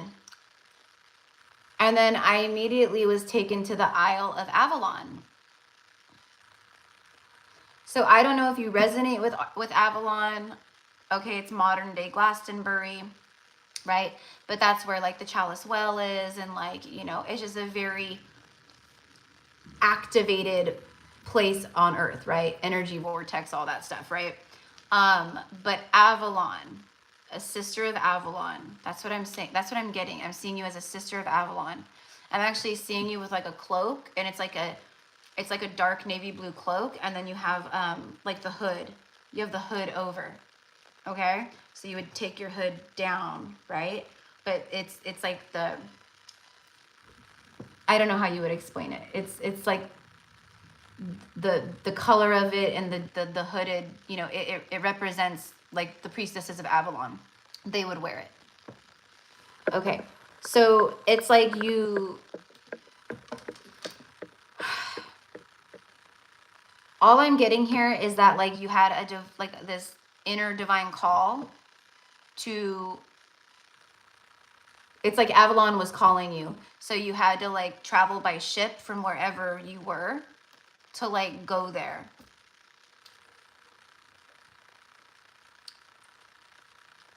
It's like you just knew you had to go there. It's like it was literally calling you. The Lady of Avalon and all that is calling you.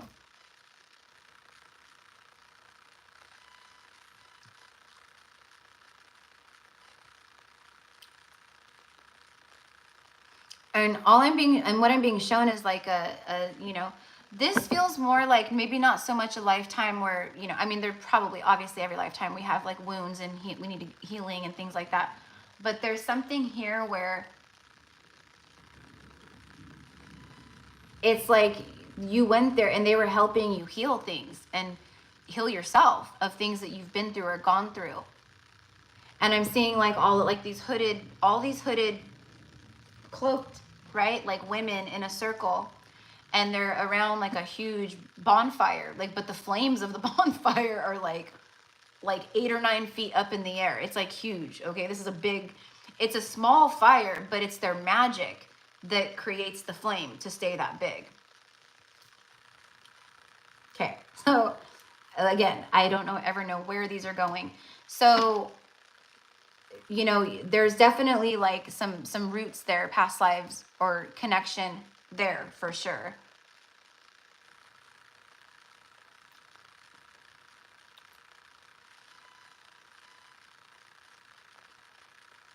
I see. Okay. So what I'm getting is like you were there for a while. Like you went there, and it's like you know, you started going through like, you know, training and like, you know, all the things that you needed to, okay, but like at some point I don't know why, but you had to leave. You know, I'm going to say you were there for probably 3 to 5 years, and then you had to leave, okay? And for whatever reason, it was like, I know that like once I leave here, I'm never going to, in this lifetime, come back to the Isle of Avalon. Like I'm never going to see it with my physical eyes again.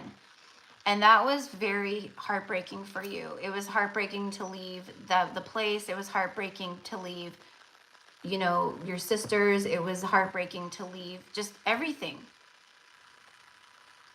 You had grown accustomed to it. This was, you know, like, I belong here. I don't know why you had to leave. I don't know why. I just see you again. It's just like you're heartbroken. You have to go. Something, you know, probably kind of what I'm picking up on is like a family member. I think like a mother or a father, like maybe falling ill or getting sick or something, and you like return back to wherever it was to like be with them or something. I don't know. That's what I'm getting. Okay, but you know, don't quote me on it, but that's what I'm picking up on and seeing and feeling. Okay, so it's kind of like my spiritual soul family, you know, and on the other hand, I have my like blood family, you know, like that I love, you know. You loved them both, right? So you left, but because, you know, the way that the voyages were and how we traveled back then on ship, because that's the only way to travel, there wasn't airplanes or anything like that, right? It took fucking forever. So like wherever you traveled to, right, from Avalon to where you were going, you were at sea for like 4 months, right? And then you get to your destination, and whatever transpired there, it was just like you just knew that you would never return back there. Okay? And that I feel is like very heartbreaking for you. And I think that's what you've carried with you is the feeling of I want to connect again, or I want to go back again, or I want to like be a part of it again. I want to remember it, you know, all these things.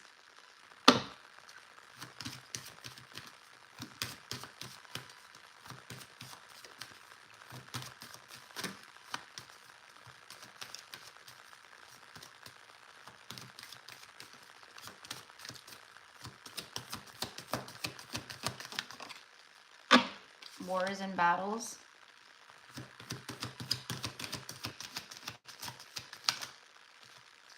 Phobias.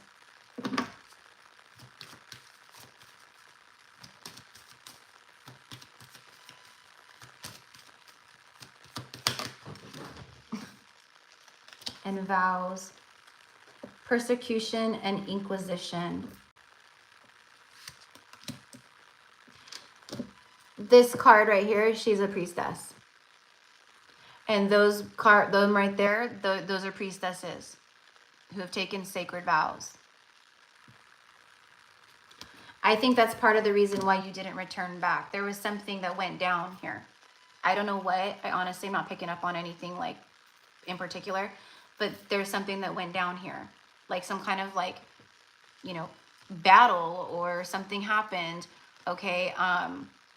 But whatever it is, it's created like this phobia, like a fear block.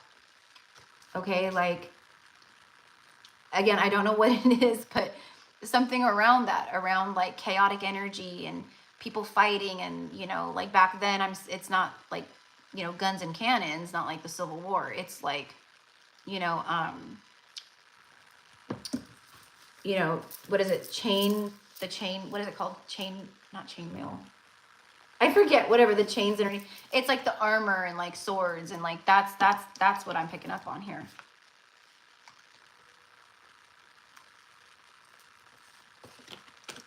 I know it's kind of all over the place, but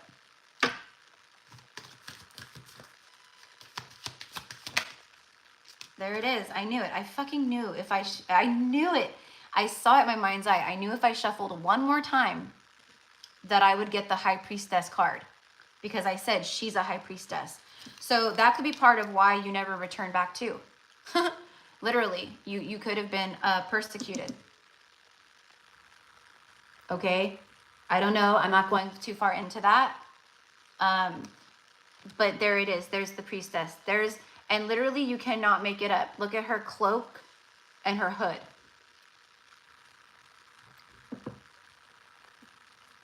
Okay, but the cloaks that I saw, okay, are midnight blue. I mean, I'm an Avalonian priestess too, so that's why I know, right?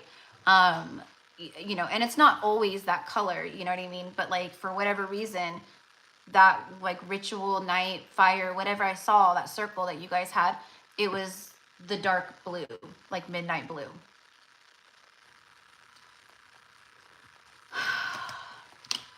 So again, I'm not getting too much on like this wars and battle, but it was just like something that created some kind of deeply rooted fear about you standing up for yourself or fighting back, or you know, standing in your truth, because you didn't have anyone there like you did like in Avalon, right? Like the people that you like, they didn't care. Like Avalonian priestess, like cool, we'll just call you a witch and hang you. You know, it's kind of like that.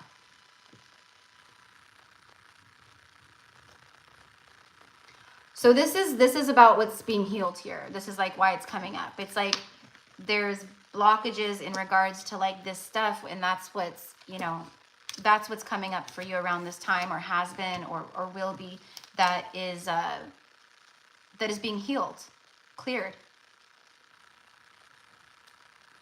Okay? And it's just kind of like, remember who you are and don't forget that. You know? A lot of people on earth at this time, right? We're baddies. We are bad bitches. Right?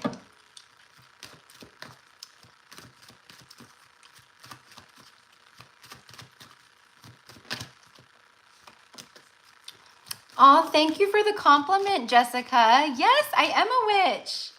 Thank you. And thank you for the comment after that. She's beautiful, y'all, just jealous. All right. Wait, I was just like mindless shuffling. Let me connect. Let me connect.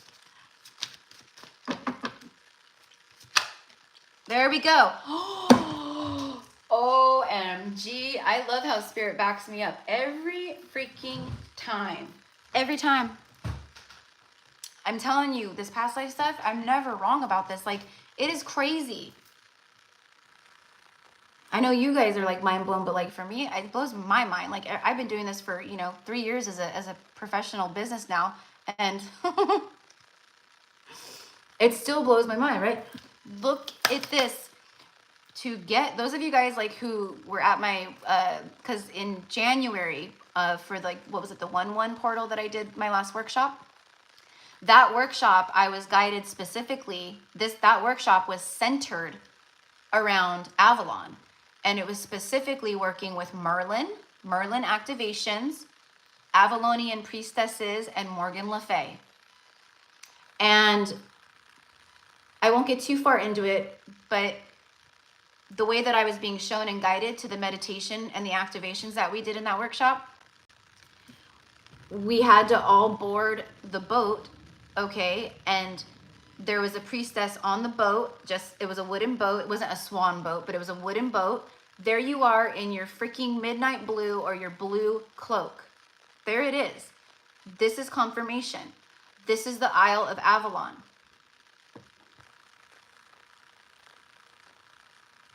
Confirmation with that blue cloak and here.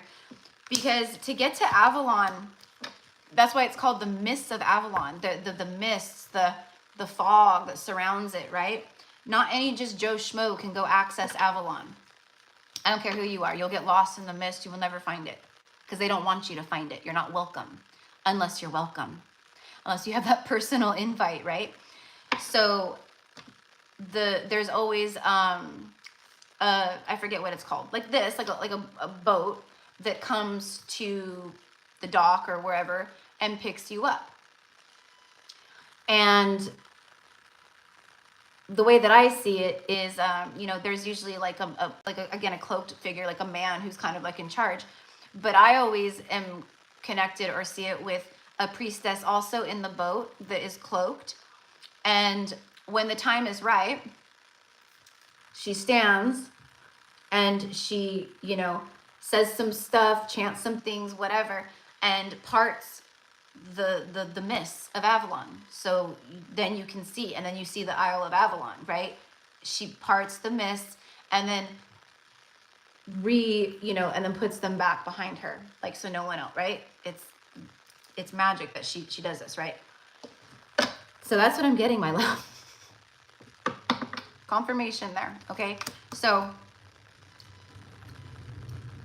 probably we'll see a lot of references to Avalon now. You'll probably start seeing things pop up about like Lady of the Lake and Merlin and, you know, Morgan Le Fay and like, you know, just all these things, okay? Like maybe, you know, Avalon meditations or helping you to connect to Avalon. There's a lot of Avalonian priestesses, you know, that are on Instagram and, you know, that connect to this energy, you know, myself included, but I don't, you know, I don't, like, there's actually like YouTube channels where like you tap on like Avalon Priestess or Avalon or whatever, and stuff will come up, Avalonian music, you know, teachings about this, you know, an Avalonian priestess like walking you through a meditation. So whatever it is, you might start getting more of that, or you might feel called to like connect to that. And as I end the message, it is literally exactly 333 here in California.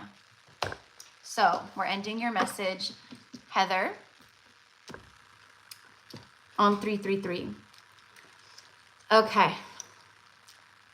So I'm not.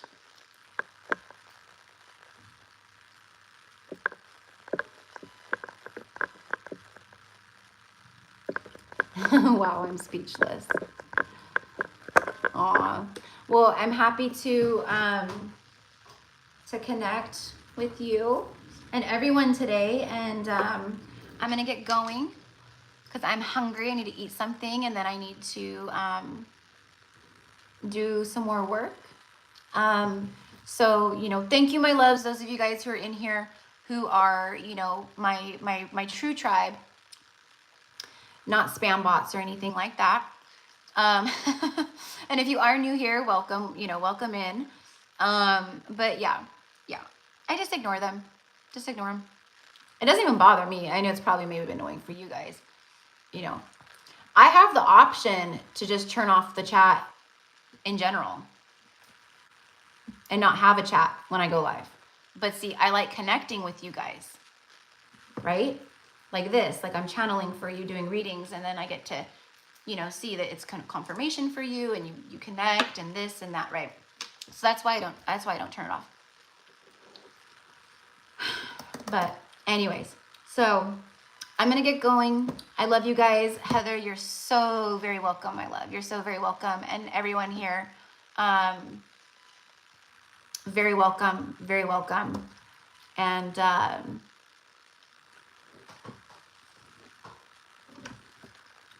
Lucy, hi Erica, did you get my Venmo payment? No, love, I did not. I'm so sorry.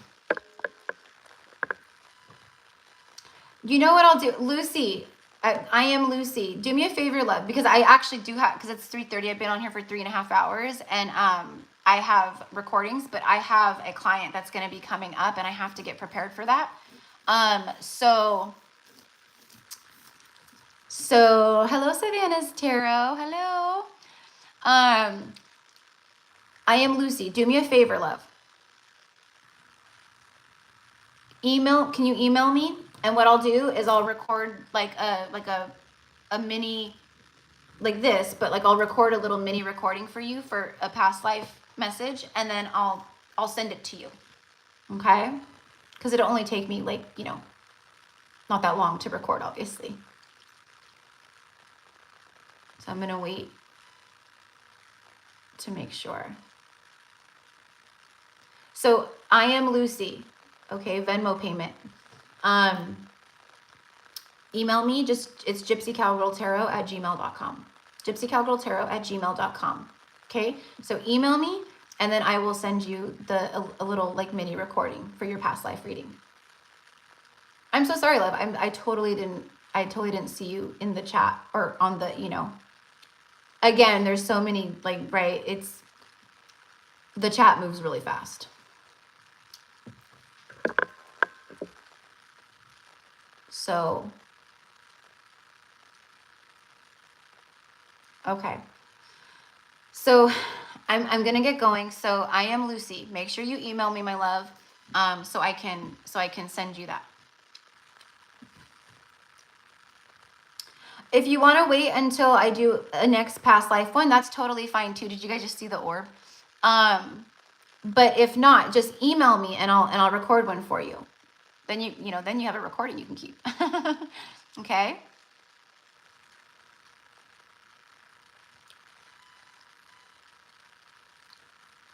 Okay, beautiful. Yes, email me. Yep, email me, my love.